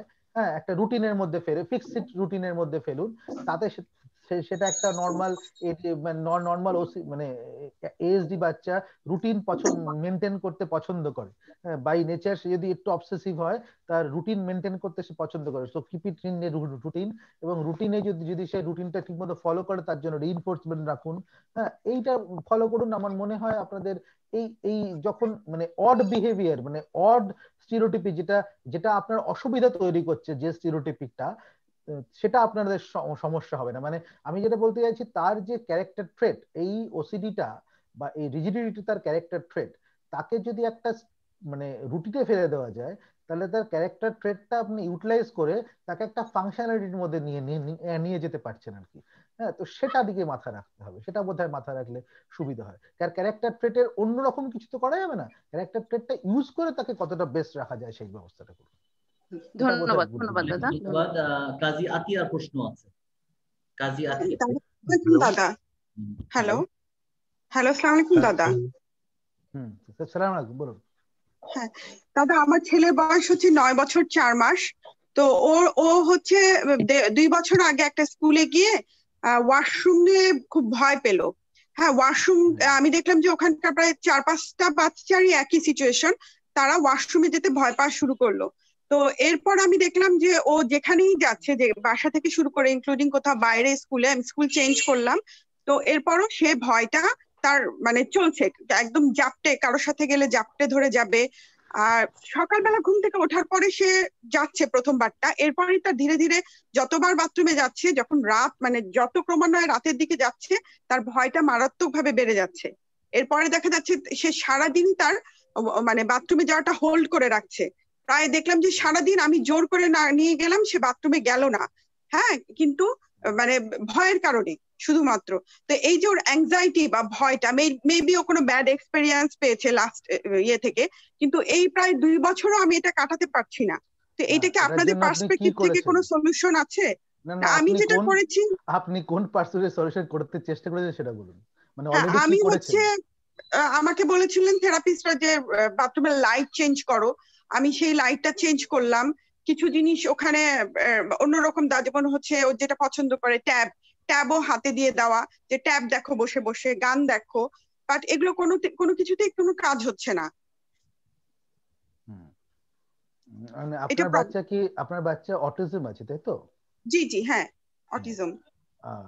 দেখুন, একটা জিনিস হচ্ছে যে এই ওইটা বললাম, মানে এইটা হচ্ছে পার্টিকুলার প্রবলেম বলার একটা সমস্যা, কারণ আমি না দেখতে পেলে এইগুলো জিনিস বলা খুব মুশকিল, খুবই মুশকিল। তা আমি জিনিসটা আমি বলা, দেখুন, মানে আমাকে যদি আমি ঠিক এখানটাতে বাচ্চাটাকে ভিজুয়ালাইজ করতে হবে আর কি হচ্ছে বিষয়টা। তো ব্যাপারটা হচ্ছে যে দেখুন, নর্মালি অটিজম বাচ্চার একটু মানে সেন্সরি ইস্যুস থাকে। আপনি যদি যেটা লাইট চেঞ্জ করার কথা বলেছেন বা এই জিনিসটা বলেছেন, এটা যেটা বলছে এটা সেন্সরি ইস্যুসটাকে মানে ওভারকাম করার জন্য লাইটের কালার চেঞ্জ করার কথা বলছে। আচ্ছা, এটা মে নট বি এটা সেন্সরি ইস্যুদের জন্য হচ্ছে। এই যে 8 বছর বয়স যখন আপনাদের প্রবলেমটা শুরু হয়েছিল, তখন that is normal age for developing phobia. এই সময় একটা ফোবিয়া তৈরি হওয়ার চান্স বেশি থাকে বাচ্চাদের মধ্যে। হ্যাঁ, তো এবং হয়তো অটিজম বলে তার একটু ডেভেলপমেন্টাল ডিলেও আছে, বা একটু সে অ্যাংজাইটি প্রোনও বটে, অ্যাংজাইটি প্রোন বাচ্চা। তো এটা হতে পারে যে সমস্ত অটিজম বাচ্চাই সমান নয়। এটা হতে পারে আপনার বাচ্চার অটিজম আছে, সঙ্গে আপনার বাচ্চার একটা অ্যাংজাইটিও আছে। হয়তো সে এমনিতেই একটু অ্যাংশাস বাচ্চা, তারপরে তার অটিজম আছে, তারপরে তার ফোবিক এজ হয়েছে, তো ন্যাচারালি সে একটা ফোবিয়া ডেভেলপ করেছে।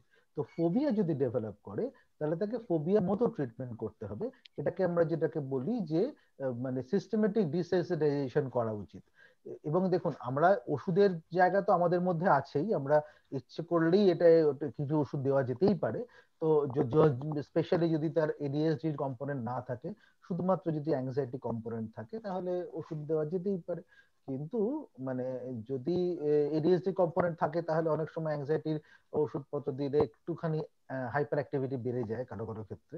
তো সেটা খুব সিগনিফিকেন্ট অনেক সময় নাও হতে পারে, যদি বিশেষ করে আপনার বাচ্চা যখন বলছেন সিগনিফিকেন্ট একটা অ্যাংজাইটি ইস্যু আছে, তো অ্যাংজাইটি ওষুধ দেওয়া যেতেই পারে। আচ্ছা, কিন্তু অ্যাংজাইটির যে বাচ্চার অ্যাংজাইটি আছে তার 2 বছর ধরে আপনারা ম্যানেজ করতে পারছেন না, তাকে আমার মনে হয় ওষুধ দেওয়া মানে কনসিডার করা উচিত এখন। হ্যাঁ, এটা একটা পয়েন্ট। আর যদি আপনি বলেন যে ওষুধ না করলে কি করা যেতে পারে, মানে যদি, কিন্তু সেটা 2 বছরের পরে নয়। কেন 2 বছর হয়নি? নিশ্চয়ই ট্রেনিং দিয়েছেন আপনারা, চেষ্টা করেছেন, তারপরেও হয়নি। সুতরাং আমার মনে হয় 2 বছরের পরে যদি হয়নি তাহলে ওষুধ দেওয়া উচিত 100%।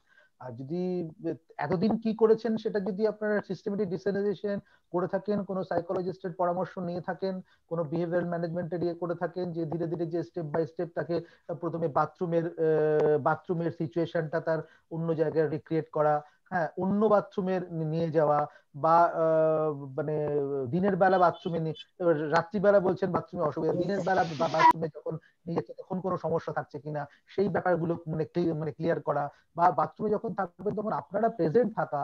হ্যাঁ, এই জিনিসগুলো হয়তো ধীরে ধীরে মানে স্টেপ বাই স্টেপ আস্তে আস্তে বাথরুমে এক্সপোজ করা, এই ব্যাপারগুলো মানে প্রথমে বাথরুম কথাটার সঙ্গে বাথরুমের একটা ছবি দেখানো।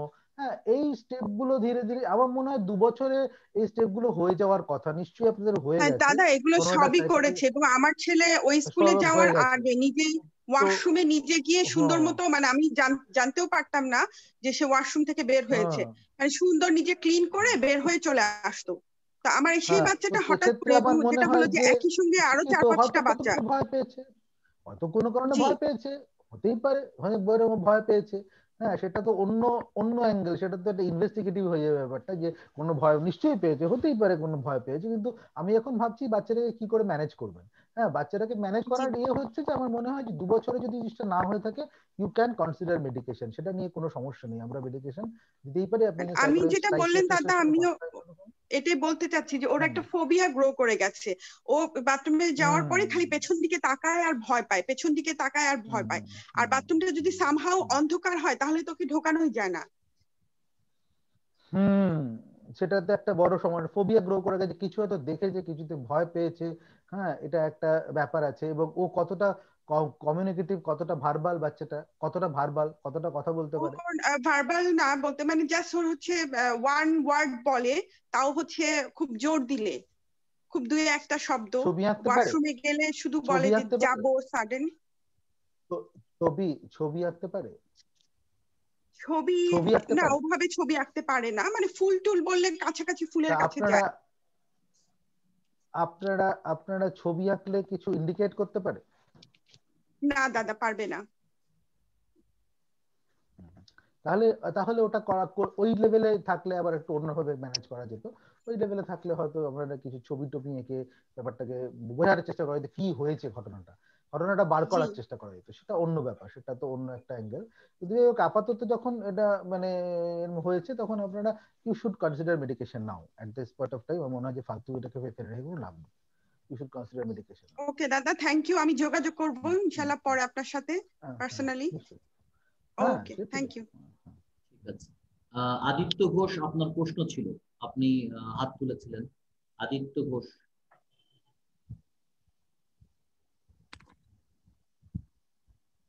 হ্যালো। জি হ্যাঁ হ্যালো। হ্যাঁ, আমাকে আচ্ছা, শোনা যাচ্ছে? হ্যালো। জি আদিত্য ঘোষ, আপনি প্রশ্ন করুন। আদিত্য। জি আচ্ছা, আমার প্রশ্ন হচ্ছে, মানে আমার ছেলে 3 বছর বয়স, ওর অটিজম আছে। ও হাইপার অ্যাক্টিভ, খুব প্রচন্ড হাইপার অ্যাক্টিভ। ওর হাইপার অ্যাক্টিভিটি সকাল দিকটা বেশি বেড়ে যায়, এবং গরু ছাগল এগুলো দেখলে বেশি বেড়ে যায় আর কি। গরু গরু ছাগল দেখলে 3 বছরের বাচ্চার হাইপার অ্যাক্টিভিটি সবারই বেড়ে যায়। হ্যাঁ, প্রথম কথা এটা হচ্ছে একটা ব্যাপার। তো ওরা বোধহয় আসলে ওই বয়সটা না আমরা অ্যানিমালের সঙ্গে বেশি লিঙ্ক করি, দেখেছেন তো, মানুষের থেকে। দেখেন না আপনারা ওই সময় হিউম্যান অ্যানিমাল দিয়ে শেখাই, এটা গরু, এটা ছাগল, এটা বাঘ, দেখো, এটা শেখাই না। তো ন্যাচারালি ওটা যে কোনো কারণেই হোক অ্যানিমেলের সঙ্গে অ্যাসোসিয়েশনটা, অ্যানিমালিস্টিক ইনস্টিংক্টটা ওই সময় বেশি থাকে। হ্যাঁ, তো সেটা অসুবিধা নেই, কিন্তু অটিজম বাচ্চার একটু স্টিরিওটাইপিক বিহেভিয়ার বেশি থাকে, এটা this is a part of autism. এই যে বললেন না একটু আগে, আপনারা যদি শুনে থাকেন, একজন ভদ্রমহিলা বলছিলেন যে ওনার পরবর্তী একটা ওসিডি হচ্ছে। হ্যাঁ, এই বাচ্চাটা পরবর্তীকালে একটা রিজিড বিহেভিয়ার ওসিডি থাকতে পারে, দিস ইজ আ মানে part of growth of autism, সেটা নিয়ে কোনো প্রবলেম নেই। হ্যাঁ, কিন্তু এই কোটাকে আপনার একটা অকুপেশন, আপাতত আপনারা কি করবেন সেটার যদি প্রশ্ন করেন, তা আমার মনে হয় যে প্রথমে আমরা এটার জন্য ওষুধ দেওয়া যেতে পারে, কখনো কখনো দিই, সেটা তো আমরা এখন দিতে পারবো না, কিন্তু আপনারা যদি প্রথমে যেটা করতে পারেন, একটা অকুপেশনাল থেরাপিস্টকে দেখাতে পারেন। অকুপেশনাল থেরাপিস্ট অনেক সময় হেল্প করতে পারেন যদি সিচুয়েশন এরকম থাকে আর কি। হ্যাঁ, সেটা একটা বড় ইয়ে পয়েন্ট, যেটা করে দেখুন, তারপর যদি না হয় তখন তো আমরা আছি। আচ্ছা আচ্ছা, ধন্যবাদ। গ্যালাক্সি M30s, আসলে আপনাদের নাম না থাকলে আমাকে মোবাইল ফোনে নাম ধরে ডাকতে হবে, এটা একটু মানে ডাজন্ট সাউন্ড ওয়েল, কিন্তু আমার কিছু করার নেই, যে আমি আপনাকে প্রাইভেটলি মেসেজ দিচ্ছি যে প্লিজ আপনার স্ক্রিনে নামটা লিখুন বা বাচ্চার নাম লিখুন, কোন একটা নাম ধরে ডাকলে আমাদের সুবিধা হয়। আদারওয়াইজ গ্যালাক্সি M30s, আপনি প্রশ্ন করেছেন, প্রশ্ন আছে আপনার? হ্যালো, জি জি, প্রশ্ন করুন। হ্যাঁ, আমি গ্যালাক্সি M30s বলছি। জি জি, হ্যালো জি জি, বলুন। হ্যালো, হ্যাঁ, বলুন বলুন। Alright sir, good evening sir. Sir, আমি জানতে চাইছিলাম যে ADHD কি কিউরেবল? ফার্স্ট অফ অল, আমি যতটুকু জানি যে it is not curable, it is manageable by applying medications. ঠিকই জানেন, ঠিকই জানেন, রাইট। থিওরিটিক্যালি বলতে গেলে ঠিকই জানেন। হ্যাঁ, আরেকটা যেটুকু জানি এটা কি ঠিক যে মানে ইনিশিয়ালি মেডিকেশন দিয়ে সিমটমস ম্যানেজ করে রাখা হয়, কিন্তু বাই দা মানে যখন বাচ্চা আস্তে আস্তে বড় হতে থাকে তখন নাকি এই সিমটমস এমনি আস্তে আস্তে মানে চলে যায়, আর ADHD সিমটমস গুলো আর থাকে না। তো এটা অটোমেটিকলি কিউরেবল যখন বাচ্চা বড় হয়ে যায়, এটা কি ঠিক? এটা একটা খুব জটিল প্রশ্ন করলেন। ব্যাপারটা হচ্ছে যে এটা একটা নিউরো ডেভেলপমেন্টাল, হ্যাঁ, এটা একটা নিউরো, হ্যালো হ্যালো হ্যালো, হ্যাঁ, বলছি যে এটা একটা neuro developmental disorder. Neuro developmental disorder এর নর্মাল ন্যাচারাল কোর্স অফ ইয়ে হচ্ছে, সে ছোটবেলায় যখন থাকে তখন জন্মের সময় শুরু হয়, ধীরে ধীরে বাড়ে, এবং যখন আস্তে আস্তে যখন সেটা অনেক বড় হয়ে যায় তখন সেটা আস্তে আস্তে অনেকটা কমে আসে, কিন্তু ইট নেভার রিচেস নর্মালসি। মানে যে বাচ্চাটার ADHD আছে সে তার বড় হলেও কিন্তু তার একটু ADHD থাকবে, বাট ADHD তখনই এইরকম প্রবলেম থাকবে না। ধরুন একটা ADHD বাচ্চার কখন প্রবলেম হয়? ADHD বাচ্চার প্রবলেম হয় because of his education, because এডুকেশনটাই আমাদের সবচেয়ে বেশি অ্যাটেনশন কনসেন্ট্রেশন দরকার। তো দেখুন, একটা বয়সের পরে তো আমাদের এডুকেশনের অতটা প্রয়োজন নেই। যে বাচ্চাটা এডুকেশনের সাংঘাতিক মানে অ্যাটেন্টিভ নয়, তার এডুকেশন ধরুন গ্রাজুয়েশন করলো, 12, অনেক আমি এরকমও দেখেছি ADHD বাচ্চা এরকমও না যে তার একটা ADHD সিমটম ছিল, সে কিন্তু তার এতটাই তার মানে এতটা তার টেনাসিটি বেশি, সে এতটাই মানে টেনাসিটি আছে, সে বারবার এক জিনিস পড়ে পড়ে তার মাথা রেজিস্টার করছে, সে বারবার পড়ছে, এইভাবে করতে করতে সে কিন্তু they can reach an very high level, মানে আমরা মানে মানে মাস্টার্স করেছে, PhD করেছে, এরা মূলক আমি দেখেছি যে তার কিন্তু একটা কোর ADHD সিমটম কোথাও একটা কখনো ছিল। কিন্তু শুনলাম তো একটা সমস্ত ADHD বাচ্চার প্রবলেম কিন্তু একরকম নয়। শুধু এই ADHD দিয়ে, ইনঅ্যাটেনশন দিয়ে একটা বাচ্চাকে ডিফাইন করা যাবে না। আপনি যদি আমার ওই এটা দেখেন ভিডিওগুলো, তাহলে দেখতে পারবেন যে একটা শুধুমাত্র ADHD দিয়ে একটা পার্সনকে ডিফাইন করা যায় না। তার ইন্টেলিজেন্স কতটা আছে, তার সোশ্যালাইজেশন কতটা আছে, তার মানে টেম্পারামেন্টাল মডুলেশন কতটা আছে, বা তার কি বলবো তার অ্যাবস্ট্রাকশন এবিলিটি কতটা আছে, সেই সব দিয়ে কিন্তু তার আলটিমেট রেজাল্টটা কি হচ্ছে তার উপর ডিপেন্ড করে অনেকটা। শুধু তাই না, যেমন কালকেই আমাকে একজন জিজ্ঞেস করেছিলেন তার একটা বাচ্চার ADHD আর SLD আছেন, আমাকে দেখাচ্ছেন যে কি হবে। আর দেখুন, এই যে দেখুন আপনি ওকে স্পোর্টসে দিন, ও যদি স্পোর্টসে ভালো হয় তাহলে স্পোর্টসে দিন, কারণ দেখুন এই যে আপনি আজকালকার যে স্পোর্টসম্যানদের দেখছেন তাদের মধ্যে কটা লোক বলুন তো বিশাল অ্যাটেনশন সাংঘাতিক একাডেমিক্যালি ভালো ছিলেন, কিন্তু মানে তারা তো এই স্পোর্টসে গেছেন বলে তারা হয়তো বিশাল নাম কামাচ্ছে, মানে আমাদের থেকে অনেক বেশি মানে বেশি করছে বিকজ অফ দেয়ার অ্যাগ্রেশন, হ্যাঁ, দেয়ার অ্যাগ্রেসিভনেস। এবং এই যে জিনিসটার জন্য আপনারা বাচ্চাকে দিয়ে সমস্যায় বোধ করছেন সেটাই তার কাছে স্ট্রেংথ। হ্যাঁ, মানে এডিএসডি বাচ্চা অ্যাকচুয়ালি একটা সময় ADSD was the leader of the society. মানে এটা যদি আমাদের হিস্ট্রি দেখি আমরা, এডিএসডি যখন আমাদের মানে গ্যাদারার হান্টার সোসাইটি ছিল তখন হান্টিং তো এডিএসডিটাই ভালো করবে। হ্যাঁ, তাও তখন নন এডিএসডিরা তো তার রিয়াকশন টাইমটাই এত বেশি। ধরুন আমাদের যারা বেশি চিন্তাশীল লোক, ভাবনাশীল, এই আমাদের মতো লোক ধরুন, হ্যাঁ, তাদের যদি আপনি এখন আর্মিতে নামিয়ে দেন তাহলে আর্মি এবারে ডাহা ফেল করবে এগুলোকে আর কি। হ্যাঁ, তো সেই সুজন্য সুতরাং সবার জন্য সবকিছু নয়। আর এই এডিএসডি যাদের জন্য আমরা একাডেমিক্যাল নিয়ে মাথার চুল ছিঁড়ে ফেলছেন, এদের যদি আপনারা ওই মানে ইয়েতে নিয়ে যেতে পারেন, they will perform very well. So every মানে টেম্পারামেন্টের জন্য একটা টিপিক্যাল ইয়ে আছে, তাকে যদি সেরম জায়গায় যেতে পারেন হি উইল শাইন। হ্যাঁ, সেটা নিয়ে কোনো সমস্যা নেই। কিন্তু একটা সময় পরে এডিএসডির জন্য যে প্রবলেমটা সেটাই চলে যায়। মানে আমাদের এডিএসডি কিন্তু চলে যায় না, এডিএসডি তার মধ্যে ইম্পালসিভিটি থাকবে, তার মধ্যে একটু অ্যাগ্রেসিভনেস থাকবে, সেটা কিন্তু থাকবে। কিন্তু সে নর্মালি সে এমন একটা জায়গাতে রিচ করে যায় তার অতটা প্রয়োজন হয় না। যে এডিএসডি একাডেমিক্যালি খুব স্ট্রং নয়, সে ক্লাস 12 এর পরে বা ইয়ের পরে গ্রাজুয়েশনের পরে বা ম্যাক্সিমাম মাস্টার্স এর পরে পড়াশোনা তো আমরা অত করার দরকার হয় না। সে চাকরিতে কত আমাদের বলুন না, আমাদের আপনি মানে যদি খুব একাডেমিক্যালি খুব মানে স্ট্রং একাডেমিক্স একদম না, কোর একাডেমিক্স না থাকেন, আপনার কতটা আপনার মানে আমাদের কনসেন্ট্রেশনই তো অনেক কমে গেছে এখন। হ্যাঁ, কত কনসেন্ট্রেশন দিই আমরা, একটা না কতক্ষণ দিয়ে পড়তে পারবো। সুতরাং কনসেন্ট্রেশন নিডটা থাকে না, তার মানে এটা নয় যে তার প্রবলেমটা চলে যায়, প্রবলেমটা থাকে। কিন্তু ওষুধটা ট্রিটমেন্ট না করার সমস্যাটা কি জানেন? ট্রিটমেন্ট না করার সমস্যা হলো যে, আমি এটাও বলেছি আমি আমার এই ভিডিওটাতে, যে ট্রিটমেন্ট না করার সমস্যাটা হলো এডিএসডির যে তার লাইফ এক্সপিরিয়েন্সটা চেঞ্জ হয়ে যায়। মানে ধরুন আমি কি বলছি, আপনি যেটা বলছেন পরে এমনিতে ঠিক হয়ে যাবে, এটা এমনিতে ঠিক হয় না। কিরম হয় বলছি, একটা বাচ্চা যে জেদি ইনঅ্যাটেন্টিভ, ঠিক আছে, যে পড়াশোনা ভালো করতে পারছে না, তাকে আমরা রোজ বকছি তুই পড়ছিস না, তুই পড়াশোনা করছিস না, তুই খারাপ করবি, তোর দ্বারা কিছু হবে না। হ্যাঁ, এবং এই শুনতে শুনতে সে বড় হচ্ছে, সে চেষ্টা করছে, প্রথম দিকে সে চেষ্টা করছে আমি পড়ি আর একটু ভালো করে পড়ি, কিন্তু সে পারছে না, কারণ তার মধ্যে এবিলিটি নেই, সে কনসেন্ট্রেট করতে পারে না, সে চেষ্টা করেও পারছে না। তো একটা সময় পরে সে ডেকে যাবে, ধর আমার দ্বারা হবে না পড়া, আমি পড়বো না। হ্যাঁ, তো ন্যাচারালি সে মনে করবে আমি খারাপ ছেলে। এবার কি করবে, সে আস্তে আস্তে খারাপ ছেলেদের দলে গিয়ে ভিড়বে, কারণ তাকে ভালো ছেলেটা তো পাত্তা দেবে না।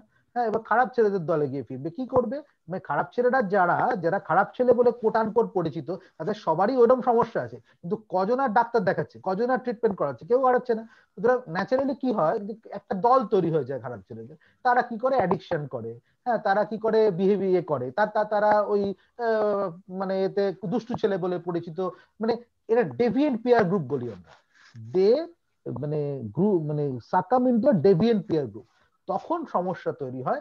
এই ডেভিয়েন্ট পিয়ার গ্রুপে যখন যাচ্ছে তখন কিন্তু তার সে অ্যাডিকশনের মধ্যে চলে যাচ্ছে। এবং অ্যাডিকশন এমন একটা জিনিস, সেটা করতে গেলে প্যাথোপ্লাস্টিক এফেক্ট আছে। মানে আমরা প্যাথোপ্লাস্টিক এফেক্ট মানে আমরা যেটা বলি, ধরুন আপনি যদি 13 বছর বয়সে অ্যাডিকশন করেন, আপনি অ্যাডিক্টেড হয়ে পড়েন, তাহলে আপনার ব্রেনে যে চেঞ্জ হবে সেটা কিন্তু 27 বছর বয়সে আপনার ডিপ্রেশনকে ইয়ে করতে পারছে। মানে আপনি বলতে চাইছি যে মানে যখন এডিএসডি ছেলে সে অ্যাডিকশন শুরু করলো, তখন একটা এক্সট্রা প্যাথোলজিক্যাল স্টিমুলেটর তার মাথায় এসে নিতে শুরু করলো, যে সে দিতে শুরু করলো, এবং সেটা তার ভবিষ্যতে তার লাইফটাকে চেঞ্জ করে দেবে। কিন্তু মানে তখন কিন্তু সে আগের মতোই থাকবে না। হ্যাঁ, আমি সেটা তখন কিন্তু তার লাইফ এক্সপিরিয়েন্স চেঞ্জ হয়ে যাচ্ছে। মানে ধরুন একটা বাচ্চাকে যদি আমি ওষুধ দিয়ে একটা স্ট্রিমের মধ্যে রেখে দিই, তাহলে কিন্তু সে আস্তে আস্তে আস্তে বড় হওয়ার পর হয়তো এক সময় অতটা ওষুধ লাগবে না, ওষুধের এটা চেঞ্জ হয়ে যাবে, গিয়ে একটা জায়গায় পৌঁছবে। আর সেটাকে যদি আমি ছেড়ে দিই, তাকে ট্রিটমেন্ট না করি, ওটা এমনি ঠিক হয়ে যাবে বলে, তাহলে কিন্তু এই সমস্যাগুলো মানে তৈরি হবে। আবার অনেক সময় তার মানে এটা নয় যে 100% সেটা হবে, অনেক সময় এমনি ঠিক হয়ে যায়। ঠিক কি হয় না, নাহলে এই কথাটা আসছে কেন? ঠিক তো নিশ্চয়ই হয়। কিছু বাচ্চা ঠিক হয়ে যাবে, কিছু বাচ্চা হবে না। এটাই হচ্ছে সমস্যা। মানে এইটা কোন বাচ্চা যে হবে না সেটা আপনি বুঝতে পারবেন, সেটা তো আমরা বুঝতে পারবো যে এই বাচ্চাটাকে ঠিক আছে, এটাকে না দিলেও কোনো অসুবিধা নেই, বা এই বাচ্চা বেরিয়ে যাবে। কিন্তু এই তার অন্য স্ট্রেংথ দেখে, মানে বললাম তো, child develops on strength not on weaknesses. আমরা উইকনেসটাকে কাভার করার চেষ্টা করি আর স্ট্রেংথটাকে খোঁজার চেষ্টা করি। এই স্ট্রেংথটা যদি খুঁজে পান তাহলে কোনো অসুবিধা নেই, হ্যাঁ, তো অসুবিধা কিছু নেই। আমরা প্রত্যেকে কিন্তু স্ট্রেংথে উঠেছি, উইকনেসে কে উঠিনি। হ্যাঁ, আমাদের প্রত্যেকে যেখানে স্ট্রেংথে আছে সেই জায়গাটা আমরা তৈরি করে উঠি। ডক্টর রায়, এর সাথে আমি একটা পয়েন্ট জাস্ট অ্যাড করব। অসাধারণ বুঝিয়েছেন। আমি ওনার সাপেক্ষে একটা পয়েন্ট অ্যাড করব, সেটা হচ্ছে কোপিং মেকানিজম। দেখুন, আজকে আমরা জীবন যেভাবে কাটাই, সবকিছু আমাদের ইচ্ছে মতো হয় না, তার সাথে আমাদের অ্যাডজাস্ট করতে হয়। একজন আপনি যেই হন না কেন, যখন আপনি পরিস্থিতিতে, একটা পার্টিকুলার পরিস্থিতিতে থাকছেন, সেই অনুযায়ী আপনি মানিয়ে নিচ্ছেন। একজন এডিএইচডির বাচ্চা, তার এই ইম্পালসিভিটির কারণে তারা কোপিং মেকানিজমস অনেক সময় ল্যাক করে। তার মানে এই জায়গাটা কোপিং মেকানিজম নতুন করে ডেভেলপ করার একটা ব্যাপার থাকে। যদি তারা এটা ডেভেলপ করে নিতে পারে, সমস্যা হয় না। কিন্তু যদি তারা এই কোপিং মেকানিজম ডেভেলপ করতে না শেখে, সেখানেই সমস্যা। আজকে যদি আমি জানি যে আমার এই জায়গাটা সমস্যা, আমার এই জায়গাটা দুর্বলতা, আমি কিন্তু সেই দুর্বলতাটা রেখে আমার স্ট্রেংথ যেই জায়গাটা, সেইটা দিয়ে কিভাবে বেরোবো, বা ওই দুর্বলতাটা যেখানে অন্তরায় হচ্ছে না সেইভাবে কিভাবে এগোবো, আমি তার রাস্তা বের করে নিতে পারি। যত বয়স এগোয় সাধারণত এডিএসডি আলা বাচ্চারা সেই কোপিং মেকানিজম শেখে। এবার সমস্যাটা হচ্ছে ট্রিটমেন্ট না করলে, আজকে আমি যদি না জানি যে যে যে সমস্যাটা আমি ফেস করছি আসলে এডিএসডির জন্য, যে আমার ভালো দিকও আছে, সবকিছু আমার খারাপ নয়, আমি সেই জায়গায় অটোমেটিক্যালি যে মানসিকতা ডেভেলপ করব, সেটা আলটিমেটলি সাবস্ট্যান্স অ্যাবিউজ এবং ওই ধরনের দিকে যেতে পারে। এবং সেখানে মোট কথা আমি ভুল পথে চালিত হতে পারি।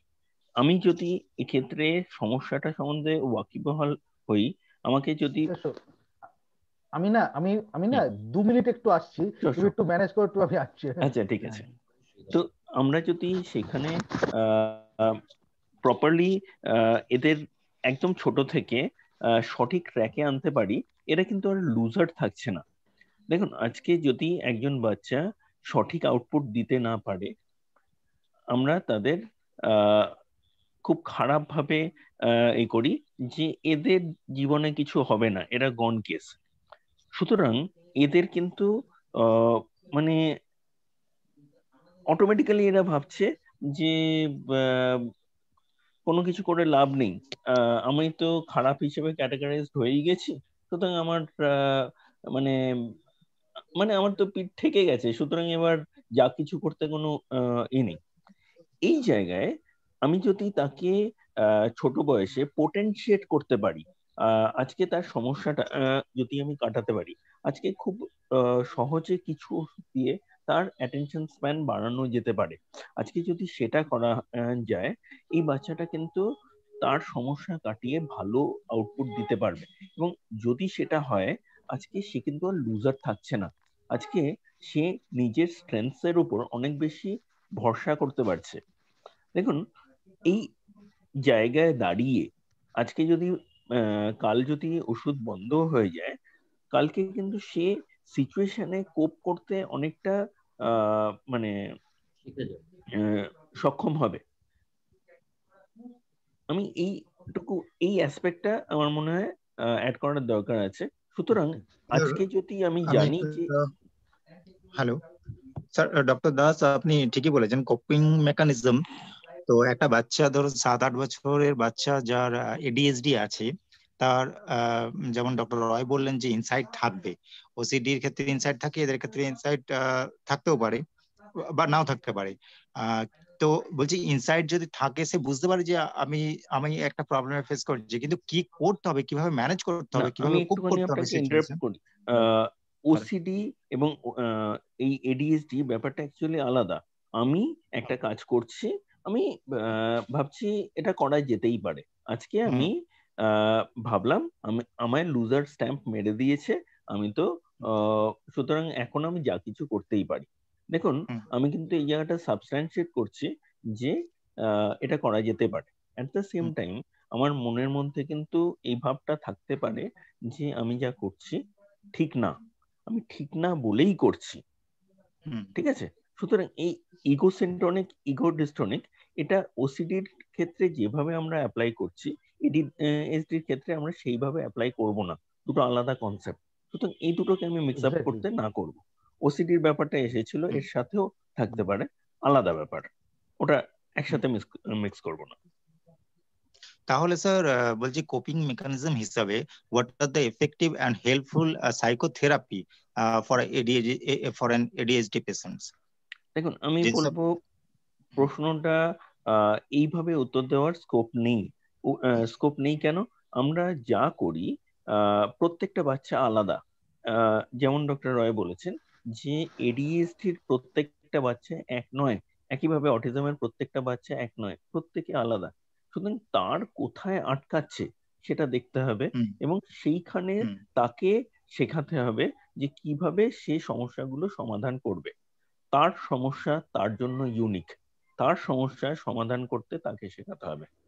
সুতরাং এখানে যে আপনাকে জেনারেলাইজড একটা পদ্ধতি বলে দেবো যে এই করলে হয়ে যাবে, ধরা যাক আজকে আমি যদি কোপিং মেকানিজমের সাপেক্ষে বলি, যে বাচ্চাটির ফোবিয়া সম্বন্ধে কথা হচ্ছিল, আমি কোপিং মেকানিজমের সাপেক্ষে বললে তার এক ধরনের কোপিং মেকানিজম ডেভেলপ করতে হবে, সেটা অন্য একটা বাচ্চার ক্ষেত্রে একেবারেই আলাদা। সুতরাং অটিজম থাকুক, এডিএইচডি থাকুক, প্রত্যেকের সিচুয়েশন কিন্তু ইউনিক। এবার সাইকোথেরাপির বিভিন্ন রকম টাইপ আছে, কগনিটিভ বিহেভিয়ারাল থেরাপি ইত্যাদি, ওই টেকনিক্যালিটিসে গিয়ে লাভ নেই। মোট কথা হচ্ছে এই ছেলেটিকে বা এই মেয়েটিকে গাইড করতে হবে। এই গাইডেন্সের কাজটি করেন একজন সাইকোথেরাপিস্ট। সুতরাং তার কাছে যান, সে যেটা ভালো বুঝবে সে সেইভাবে করবে। তো কোপিং মেকানিজম বা বিহেভিয়ার মডিফিকেশনের মধ্যে একটা আমি থেরাপির নাম পেলাম আপনাদের কাছ থেকে, যেটা বলছেন কগনিটিভ বিহেভিয়ার থেরাপি, সিবিটি, যেটাকে সিবিটি বলে ইন শর্ট। তো শুনুন না, একটা জিনিস বলি আপনাকে, শুনুন না, আমি একটা কথা বলবো। হ্যাঁ, এইটা না এইভাবে আপনারা মানে নাম পাবেন না। যদি জিনিসটার সঙ্গে জানতে হয় না, ইট নিডস মানে ইট নিডস আ ট্রেনিং। হ্যাঁ, এরকম ভাবে এটা না আমরা কিন্তু প্লিজ, এটা আমি কিন্তু এই টার্গেটে এটা করছি না যে আপনারা কিছু জিনিস জানবেন এবং সেটা জেনে করবেন। This is CBT is completely a separate entity. এই এডিএসডি তে সিবিটির কোনো রোল নেই, আই এম টেলিং ইউ। হ্যাঁ, সিবিটির এডিএসডি যদি CBT is a cognitive behavior therapy, CBT যদি আপনি 18 বছর 16 বছর 12 বছর এখানে যদি কোনো এডিএসডি করেন, তার যদি কোনো ইন্টারভেনশনারি হয় তখন তাখানে সিবিটি করবেন। এইভাবে প্লিজ নাম পাবেন না। যদি আপনারা এটা সম্বন্ধে জানতে হয় তাহলে একটা কোর্স জয়েন করুন, আপনারা প্রপারলি জানুন। হ্যাঁ, এরকম হাফ জেনে কিন্তু লাভ নেই। হ্যাঁ, দিস ইজ নট আ মানে আমরা কিন্তু প্লিজ এটা আমরা কিন্তু করতে চাই না। জি, এবং ঝুঁকিপূর্ণ হতে পারে বাচ্চা। আমরা কিন্তু এরকম মানে এরকম হাজার হাজার প্রবলেম হতে পারে। এরকম একটা মানে এরকম ভাববেন না যে এরকম জেনে এইভাবে জানতে পারবেন না আপনারা। তাহলে প্রপারলি জানতে হবে আপনাদের, যেটা এটা this is a big training. মানে আমি এমবিবিএস করেছি, এমডি করেছি, ডিএম করেছি, এসআরশিপ করেছি, প্রফেসরশিপ করেছি, তারপরে আমি এটা জানি। প্রায় 20 ইয়ার্স অফ ট্রেনিং আছে আমার এটার পেছনে। ট্রেনিং 20 ইয়ার্স আছে। এটা 20 মিনিটের ট্রেনিং হবে না কিন্তু ম্যাডাম। না না, অবশ্যই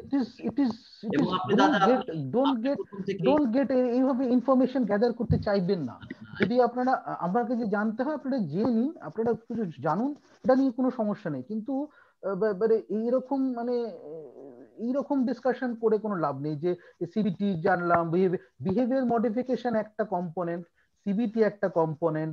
সিবিটির মধ্যে বিহেভিয়ার মডিফিকেশন করা সম্ভব, সিবিটির মধ্যেও বিহেভিয়ার মডিফিকেশন করা সম্ভব। আর বিহেভিয়ার মডিফিকেশন যেখানে শুধু total behaviour modification coat unquote যেটা আমরা বিহেভিয়ার মডিফিকেশন বলছি, সেটা সম্পূর্ণ অন্য জিনিস।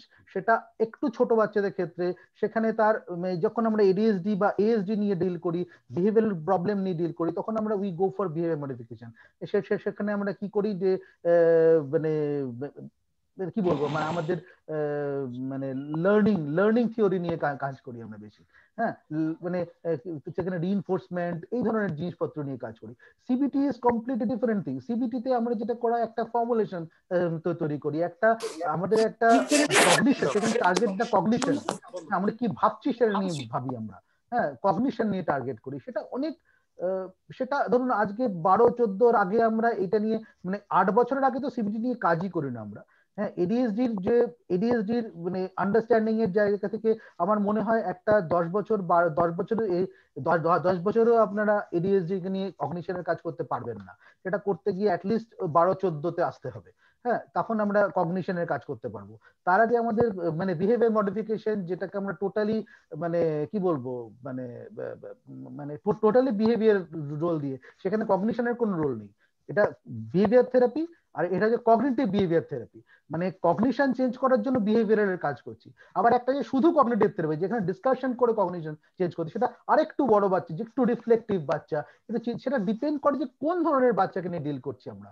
হ্যাঁ, ইট ইজ সামথিং মানে আরেকটু মানে করা দরকার আছে আমার মনে হয়। দাদা আমি এখানে এতটাও জিনিস যোগ করতে চাই, যেহেতু দুজন ডক্টর আমাদের সাথে আছেন, ডক্টর অনির্বাণ, ডক্টর দীপ্তাংশু দাস, এবং এতে একটা জিনিস পরিষ্কার করতে চাই, যেহেতু দারুণ একটা প্রসঙ্গ উঠেছে, সেটা হলো যে দুটো ব্যাপার। একটা হচ্ছে আমরা যারা প্যারেন্ট আছি এবং যারা আমরা এই বিষয়ে স্পেশাল এডুকেশন বলেন বা আপনার সাইকিয়াট্রি বলেন অথবা নিউরোলজি বলেন, যাতে আমাদের কোনো স্পেশালাইজেশন নাই, যাতে এরকম প্যারেন্ট যারা আছে, আমি ব্যক্তিগতভাবে মনে করি যে আমাদের সামান্য কিছু পড়ালেখা বা একটু জেনে বা ইন্টারনেট ঘাটাঘাটি করে বা এইটুকু যে জ্ঞানটা, সেটা সরাসরি বাচ্চাদের উপর প্রথমত অ্যাপ্লাই করা উচিত না, একেবারেই উচিত না, কোনো প্রফেশনালদের একদম উচিত না। This is very important thing. এটা একটা ব্যাপার। নাম্বার 2, যেটা ডক্টর অনির্বাণ প্রথম থেকে বলে আসছেন আজকে এবং ডক্টর দীপ্তাংশুও বলেন যখন ওনার সাথে আমাদের সেশন হয়েছে আগে, সেটা হচ্ছে যে প্রত্যেকটা বাচ্চা কিন্তু আলাদা। সুতরাং এই আলোচনায় বসে যে আপনার অন্য বাচ্চা সম্পর্কে জেনে তাহলে ওই বাচ্চাটার এসডি আছে বয়স 8 বছর, আমার বাচ্চার এসডি আছে বয়স 8 বছর, তো আমি সেম পলিসি বা সেম স্ট্র্যাটেজি বা সেম মেডিসিন ইউজ করবো, সেটাও তো সম্ভব না। তো আমরা আসলে এই যে ফোরাম বা আলোচনাটার উদ্দেশ্যটা কি, আমরা ওভারঅল কিছু জিনিস জানি, কিন্তু আমরা পার্টিকুলারলি আমার বাচ্চাটার সমস্যা জানতে গেলে বা সমাধান জানতে গেলে কিন্তু আমাকে সেই প্রফেশনালের সাথে ব্যক্তিগতভাবে যোগাযোগ করে তারপর সমাধান নিতে হবে। তো এই ব্যাপারটা একটু মাথায় রাখতে হবে, না হলে কিন্তু আমরা ভুল পথে যাব, বরং যেটা ভালোর চেয়ে খারাপ হতে পারে, সেই রিস্কটা আমরা নিব না। এরপরে আমি সরি যে এরপরে প্রশ্ন আছে রেডমি, আপনি হাত তুলেছিলেন, আপনার কোনো প্রশ্ন আছে? রেডমি মানে ফোনের নাম আর কি, আপনার কোনো প্রশ্ন আছে? হ্যাঁ হ্যাঁ হ্যাঁ, আমার হ্যালো হ্যালো, প্রশ্নটা শেষ করুন যে একটু আমি রেডমি থেকে বলছি। জি বলেন। দুজন রেডমি আছেন কি? না আচ্ছা, আমি আসছি আপনার রেডমি যিনি উনি বলেন। আচ্ছা, আমি আমার নাম পারভিন, আমার ছেলের নাম হচ্ছে আলভিরুমান। ও 6 বছর 9 মাস বয়স, কিন্তু ওর এডিএইচডি আছে এবং প্রচুর সেপারেশন অ্যাংজাইটিতে ভোগে। একটু মানে আমি একটা স্কুলে পড়াই, একটু বাইরে যাব তো সে মানে সবসময় আঁকড়ে ধরতে চাই। আর তারপরে এখন হচ্ছে কি, এই দিন 5 হলো বাইরে বিকেল বেলা বেড়াতে গেলে বা বাইরে বের করলে হাতের আঙুলগুলোকে গুটিয়ে রাখে সবসময়। হ্যাঁ, দুটো হাতকে একদম সেই মানে আমরা মুষ্টি পাকিয়ে রাখি, ওর মুষ্টি পাকানোটা ওই রকম নয়, একটু সেই মানে ইন্ডেক্স ফিঙ্গারে বুড়ো আঙুলটাকে চিপে কেমন করে একটা করে থাকে ওই রকম করে। আর হঠাৎ করে চেনা মানুষকে দেখেও, যে আন্টির বাড়ি রোজ যাচ্ছে সেই আন্টি হয়তো একতলায় থাকে, সে হয়তো হঠাৎ সিঁড়ি দিয়ে তাকে দেখতে পেলো তো চিৎকার করে উঠলো।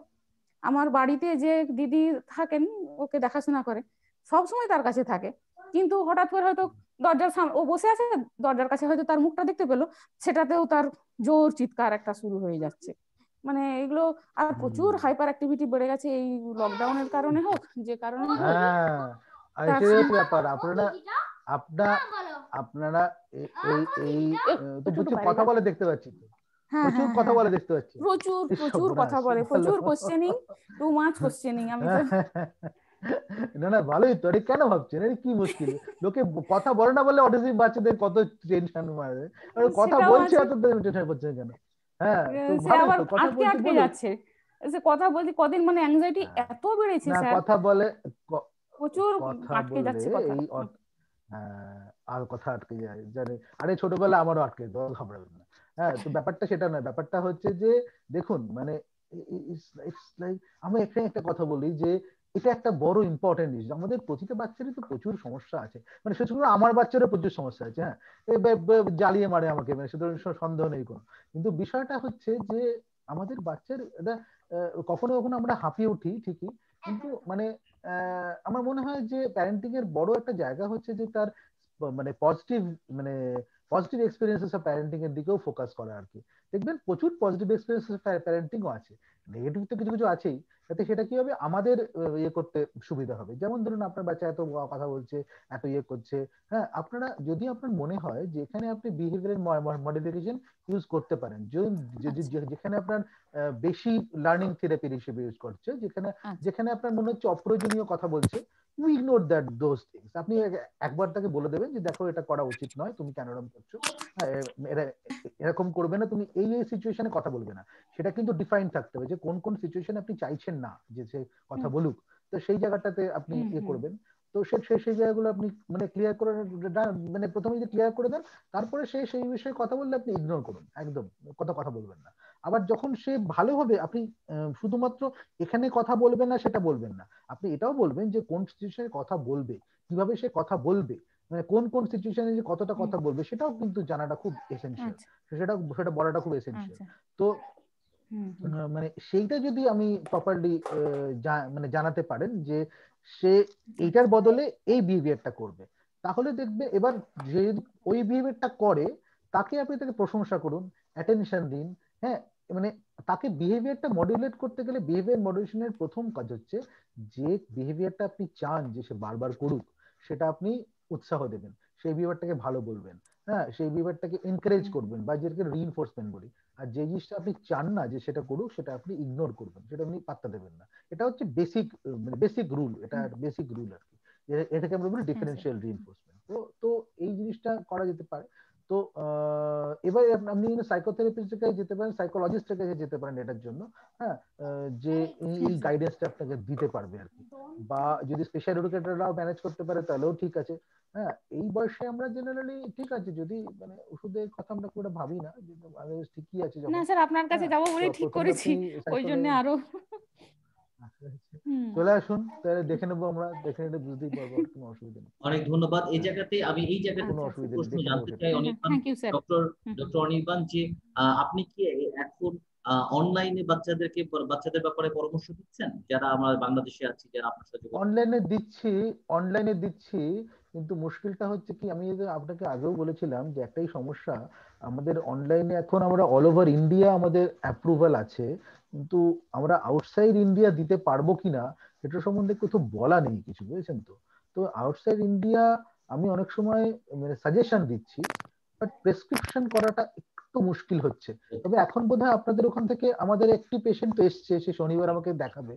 হ্যাঁ, এখন বোধহয় মেডিকেল ভিসা দিচ্ছে ওরা। হ্যাঁ, না সেটা ঠিক আছে, বাট অনেকের পক্ষে হয়তো যাওয়াটা সহজ হয় না, অনেক কারণে যাওয়াটা মুশকিল। সেক্ষেত্রে আমরা ফলো আপটা আমরা অনেক সময় অনলাইনে করতে পারি, যেখানে আমরা কিছু পেশেন্ট আছে বাংলাদেশে যেটা ম্যানেজ করা যাচ্ছে না, ওখানকার হচ্ছে না, আলটিমেটলি সেটা আমাকে করতে হচ্ছে। সেটা আমি অনেক ইয়ে করে করছি আর কি, যে লোকাল কোনো প্রেসক্রিপশন, লোকাল কোনো ইয়েতে আমি আমার প্রেসক্রিপশনে পাঠিয়ে দিই, ওরা সেটা কমিউনিকেট করে দেয়, এরকম ভাবে করি আর কি, মানে লোকাল কোনো কানেকশন। মনে হয় যে প্রথম দেখাটা সামনাসামনি হওয়াটা ভালো, মানে বিশেষ করে বাইরের পেশেন্টের ক্ষেত্রে। ওটা দেখবে যে ভিডিওটা আমরা যখন আপলোড করব তখন আপনার কন্টাক্ট অ্যাড্রেস বা নাম্বার আমরা সেটা ইয়ে করব। স্নেহান, আপনার প্রশ্ন আছে? স্নেহান, আমরা খুব বেশি সময় নেই আমাদের আজকের আলোচনার, দ্রুত প্রশ্ন করুন স্নেহান। হ্যাঁ, নমস্কার স্যার। ডক্টর রায় বলছিলেন একবার যে আপনাদের মানে যে বাচ্চারা বুঝতে পেরে গেছে, মানে এই বাচ্চারা তাড়াতাড়ি বুঝতে পেরে যায় যে আমি যদি কান্না করি বা চিৎকার করি তাহলে আমাকে এই জিনিসটা দেয়া হবে। হ্যাঁ, তো আমার ছেলে স্যার 3.5 বছর বয়স। স্যার হ্যাঁ হ্যাঁ বলুন বলুন। বলছি সব বাচ্চাই বুঝতে পেরে যায়, আমার বাচ্চা এও বুঝতে পেরে যায়। হ্যাঁ, বুঝতে তো পেরে যায় স্যার, কিন্তু এদেরকে আমি মানে সব বাচ্চাই বুঝতে পারে, কিন্তু এক্ষেত্রে আমি করব কি এটাই আমার মাথায় ঢোকে না। মানে কালকে রাত্রিবেলা ওকে আমি খাওয়াতে পারিনি জাস্ট এই জন্য যে ও আমার কাছে ফোন চাইছিল। হ্যাঁ, তো ফোনটা আমি যতক্ষণ দিইনি ও ততক্ষণ খাইনি, আমি যখন ফোনটা দিলাম ও তখন খেলো।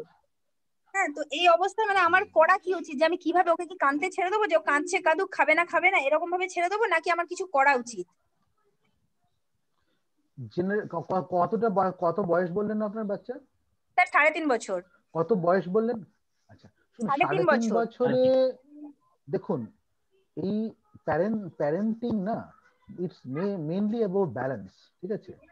আমি আপনাকে এরকমও বলবো না যে একটা 3.5 বছরের বাচ্চাকে আপনি কাঁদতে কেঁদে যাচ্ছে একেবারে, এরকম তো নয়। মানে তাহলে আপনাকে ডিস্ট্র্যাক্ট করতে হবে।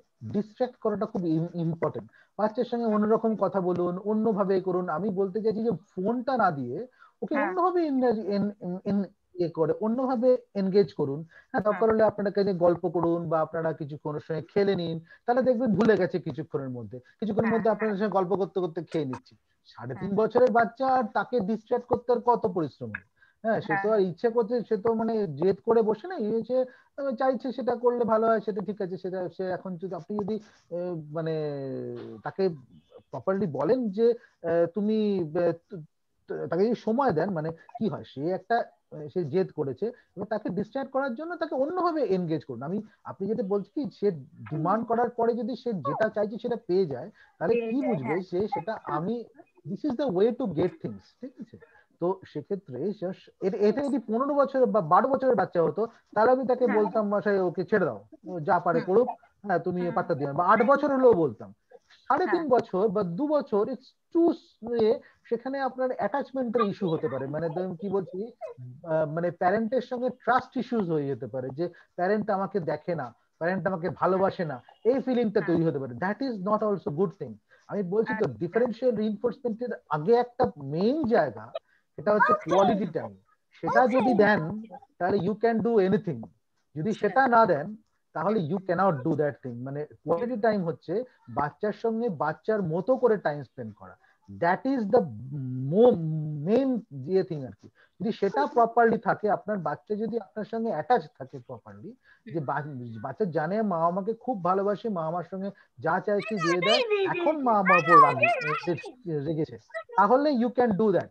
মানে ম্যাক্সিমাম সময় আমরা যেটা করি, তার সঙ্গে তাকে পড়াই বা এটা কিন্তু কোয়ালিটি টাইম নয়। কোয়ালিটি টাইম হচ্ছে তার সঙ্গে খেলতে হবে, তার সঙ্গে গল্প করতে হবে, যে মানে যেটা মানে আমাদের পক্ষে দেওয়া মুশকিল হয়, কিন্তু it is necessary, actually it is necessary to give that quality time. হ্যাঁ, মানে সেটা যদি দেন, তারপরে আপনি এই যত খুশি ইগনোর করতে পারেন, যা খুশি করতে পারেন, ডিফারেন্সিয়েট করতে পারেন, যা খুশি, এটা করলে কোনো অসুবিধা হওয়ার কথা না। যদি কোয়ালিটি টাইমটা না থাকে, তখন কিন্তু একটা ট্রাস্ট ইস্যু হয়ে যাবে, মানে অ্যাটাচমেন্ট ইস্যু হয়ে যাবে আর কি। সেটাও একটা ব্যাপার আছে, সেটাও ভাবতে হবে। স্যার, এই বাচ্চাদের মধ্যে ইমোশনও একটু কম থাকে বলছে, তাহলে ইমোশনটা কি করে ডেভেলপ করা যাবে স্যার ওইভাবে? যেটা কে বলছে কম থাকে ইমোশন? ইমোশন বলতে স্যার, ইমোশন তো দেখাতে পারে না। মানে আমি যদি ওর কাছে কান্না করি, তাহলে কিন্তু ও আমাকে উল্টে আরো থাপড়ে থুপড়ে মেরে দেয়। যে আমাকে যে মানে নরমালি এই সমস্ত বাচ্চারা কি করে, মা যদি কাঁদে তাহলে মায়ের চোখ মোছানোর চেষ্টা করে, বা একটা যেরকম দেখেছি ছোট বাচ্চাদের, তো স্যার এই ক্ষেত্রে মনে হয় আমাকে আরো মারে না ম্যাডাম। এটা দিস ইজ নট, আপনি বুঝতে পারছেন না। আপনি কেঁদে ওর অ্যাটেনশন সিক করার চেষ্টা করছেন। আরে ম্যাডাম, ও আপনার অ্যাটেনশন সিক করার চেষ্টা করছে। এটা যদি আপনিও যদি ওর অ্যাটেনশন সিক করেন, তাহলে তো মুশকিল। You are the boss here.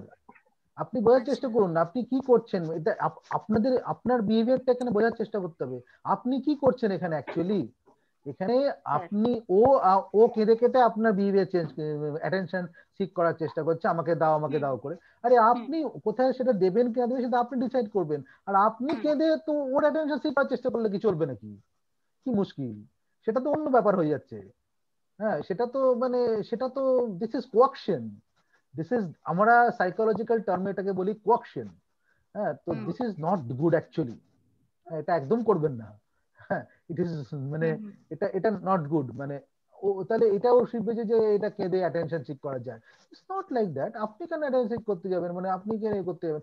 এই 3.5 বছরের বাচ্চা, you should be boss about that. মানে আপনি ওকে দেবেন অ্যাটেনশন, বা ও কি আপনার ইমোশন বুঝে এটা করার।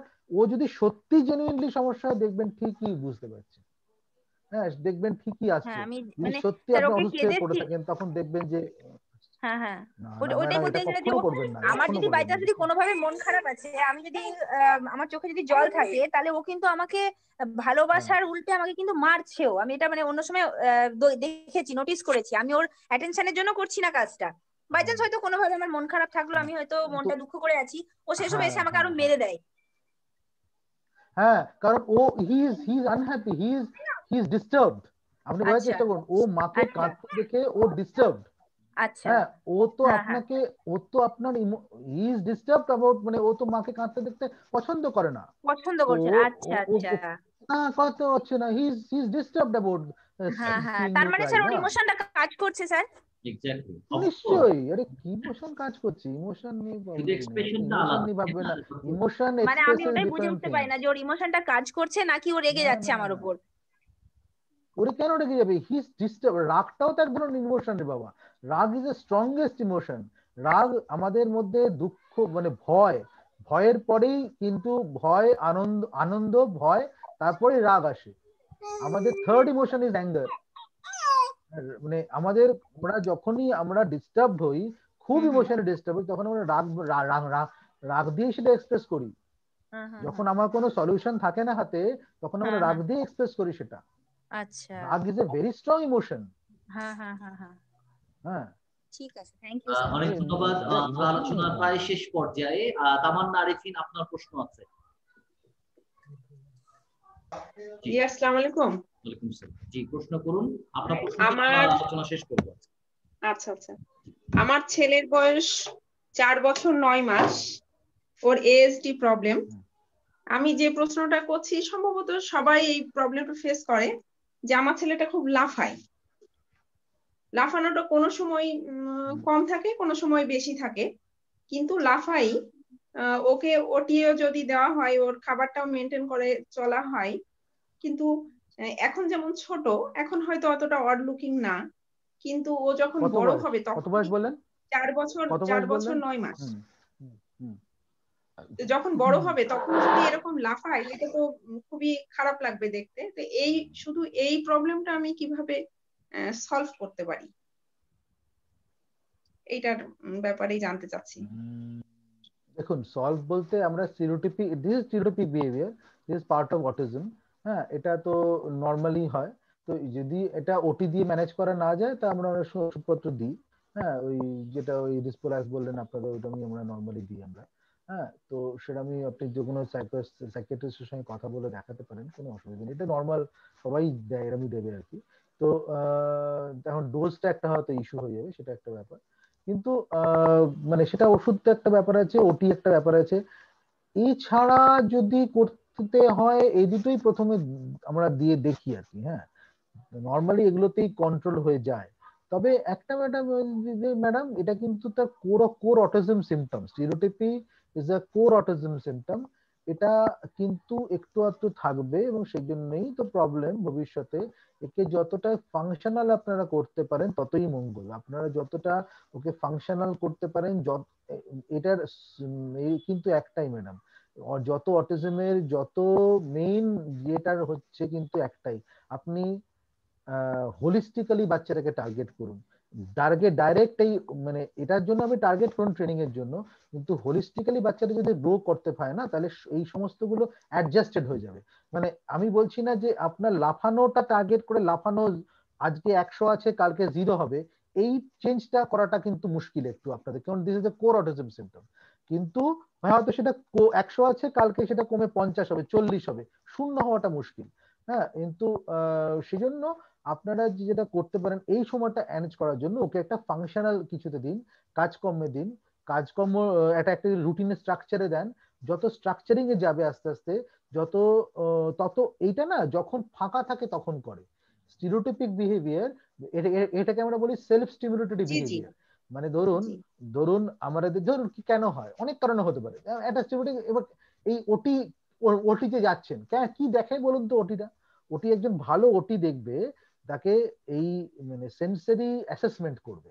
অ্যাসেসমেন্ট মানে লাফাচ্ছে কেন, তার কি ভেস্টিবুলার স্টিমুলেশন নিড আছে, ভেস্টিবুলার সিকিং আছে স্টিমুলেশনটা, না তার মানে ট্যাকটাইল মানে সিকিং সেন্সেশন বেশি আছে, নাকি সাউন্ডের প্রতি হাইপার সেন্সিটিভ বা হাইপার সেন্সিটিভ, নাকি এই যে লাফাচ্ছে তাদের পশ্চারের কলামটা ডিস্টার্ব হচ্ছে সেটা তার স্টিমুলেশন হচ্ছে, কি হচ্ছে অ্যাকচুয়ালি সেইটা মানে একটা ভালো অকুপেশনাল থেরাপিস্ট কিন্তু এই অ্যাসেসমেন্টটা করতে পারেন এবং সেই অনুযায়ী ম্যানেজমেন্টটা দেন যে ওই জায়গাটাকে কভার করার জন্য।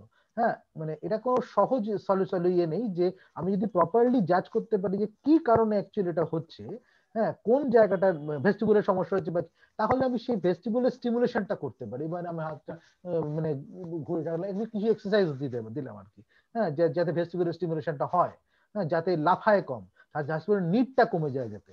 হ্যাঁ, সেখানে আমরা ভেস্টিবুলার নিডটা আমরা কি করে বাড়াতে পারি?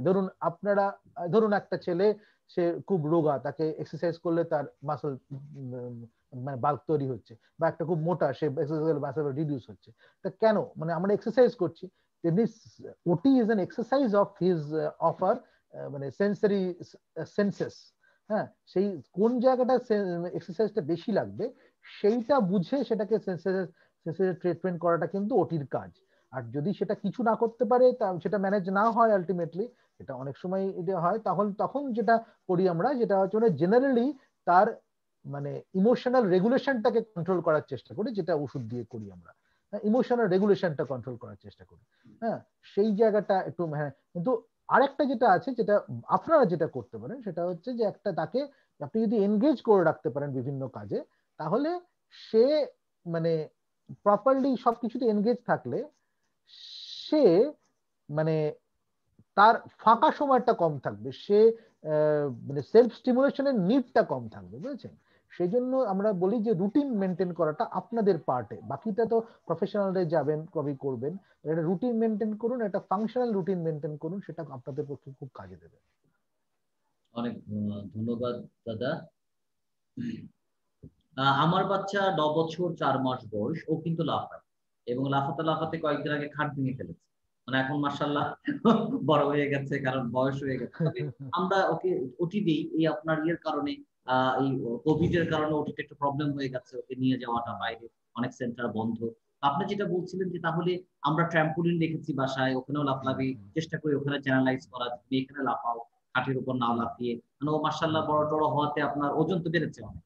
তো এখন আপনি যেটা বলছিলেন, যেটা আমি বুঝতে পারলাম যে এই ক্ষেত্রে এই জাম্পিং এর যে মানে টেন্ডেন্সিটা, তাহলে কি ওটিটা হচ্ছে বলা যায় প্রথম ইয়া, এবং যদি না পারে, যদি কন্ট্রোল না হয়, তাহলে মেডিসিন। এই মেডিসিনটা কি পার্টিকুলার সময়ের জন্য, নাকি সে কন্টিনিউ করেই যাবে, অনেকদিন কন্টিনিউ করতে হবে? ডিপেন্ড করে মানে এটা this is not a core symptom of, মানে কোর সিম্পটম অটিজম কোর সিম্পটমের জন্য তো নয় মেডিসিনটা, এটা হচ্ছে এই ইমোশনাল রেগুলেশন বা স্টিরিওটাইপিক বিহেভিয়ারের জন্য আমরা মেডিকেশনটা দিই। যতদিন লাগবে ততদিন করবে, এটাই জন্য আমরা বলি যে যতদিন আমরা যদি তাকে ফাংশনালিটিটা প্রপারলি ইয়ে করতে পারি, তার যদি নিড ফর মেডিসিনটা কমে যায়, তখন আর ওষুধটা কমিয়ে দেয়। সেই নিড ফর মেডিসিন কি করে কমানো যাবে? যেমন মেডিসিন দেওয়ার সময় আমরা বুঝতে পারি যে নিড ফর মেডিসিন আছে, কিন্তু তোলার সময় আমরা বুঝবো যে আর নিড ফর মেডিসিন নেই, আর দরকার নেই, এটা তুলে নিন। যদি সেটা হয় সিচুয়েশনে, মানে এইটা এটা একটা কি ট্রায়াল আছে না, এরকম ট্রায়াল আছে যেখানে আমরা দেখেছি যে মানে মেডিসিন দিয়ে কি অটিজমের লাভ হয়? দেখবেন বলেছে যে মানে 33% কিছু লাভ হয়, 33% তেমন কিছু লাভ হয় না, 33% খারাপ হয়। এটা কমে যায়, মেডিসিন বন্ধ করে দেওয়া হয়, সেখানে মেডিসিন বন্ধ করে দেয়। কিন্তু মুশকিল মেডিসিন বন্ধ করে দিতে, সেখানে বন্ধ করতে সেটাও বুঝতে হবে। আর দ্বিতীয় পয়েন্ট হচ্ছে যে কিন্তু মুশকিলটা হচ্ছে মেডিসিন কি চলে?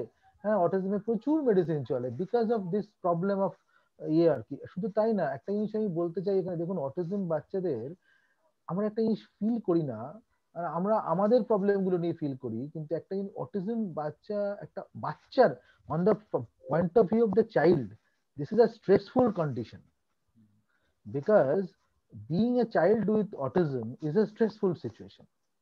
কারণ সে বুঝতে পারবে যে সে বুঝতে পারছে যে তার একটা প্রবলেম হচ্ছে, হ্যাঁ সে অন্যদের মতো নয়, হ্যাঁ তো সেটা কিন্তু একটা কন্টিনিউয়াস স্ট্রেস, যেটা তার বিহেভিয়ারাল প্রবলেম একটা বয়সের পর থেকে শুরু হতে শুরু করে। 12 বছর পরে যখন সে বোঝে যে সে বাকিদের মতো নয়, সে একটু ডিসফোরিক হয়ে যায় প্রচন্ড। ক্ষেত্রে আমি দেখেছি যে এসএসআরআই দিয়ে ভালো রেসপন্স আমি দেখেছি একাধিক বাচ্চার ক্ষেত্রে।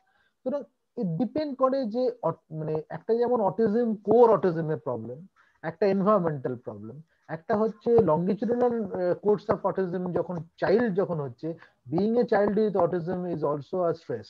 তো সেই জায়গাটাও একটা বড় প্রবলেম হয়ে দাঁড়ায় কখনো কখনো আর কি। আমরা এগুলো নিয়ে আপনার কাছ থেকে শুনতে চাই আর একটা পর্বে, আপনি যদি সময় দিতে পারেন আমাদেরকে আপনার ব্যস্ততার মাঝেও, বিশেষ করে অ্যাডোলেসেন্সে বাচ্চাদের ওদের যে সমস্যা এবং প্যারেন্টসদের যে একটা চ্যালেঞ্জ, সেগুলো নিয়ে আমরা আপনার কাছে একদিন সময়, আপনার সময় সুযোগ মতো আমাদেরকে সময় দিবেন আপনাকে আশা করছি।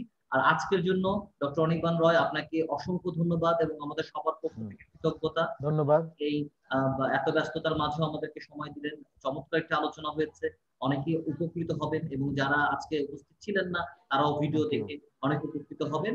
এবং ব্যক্তিগতভাবে যোগাযোগের জন্য আমরা আশা, আপনার সাথে তো তারা যোগাযোগ করতে পারবে, সেটা আমি আপনার সাথে পরে ব্যক্তিগতভাবে কথা বলবো। সেটা ঠিক আছে। তো আপনাকে অসংখ্য ধন্যবাদ, ভালো থাকবেন, আশা করি আবার দেখা হবে। ধন্যবাদ।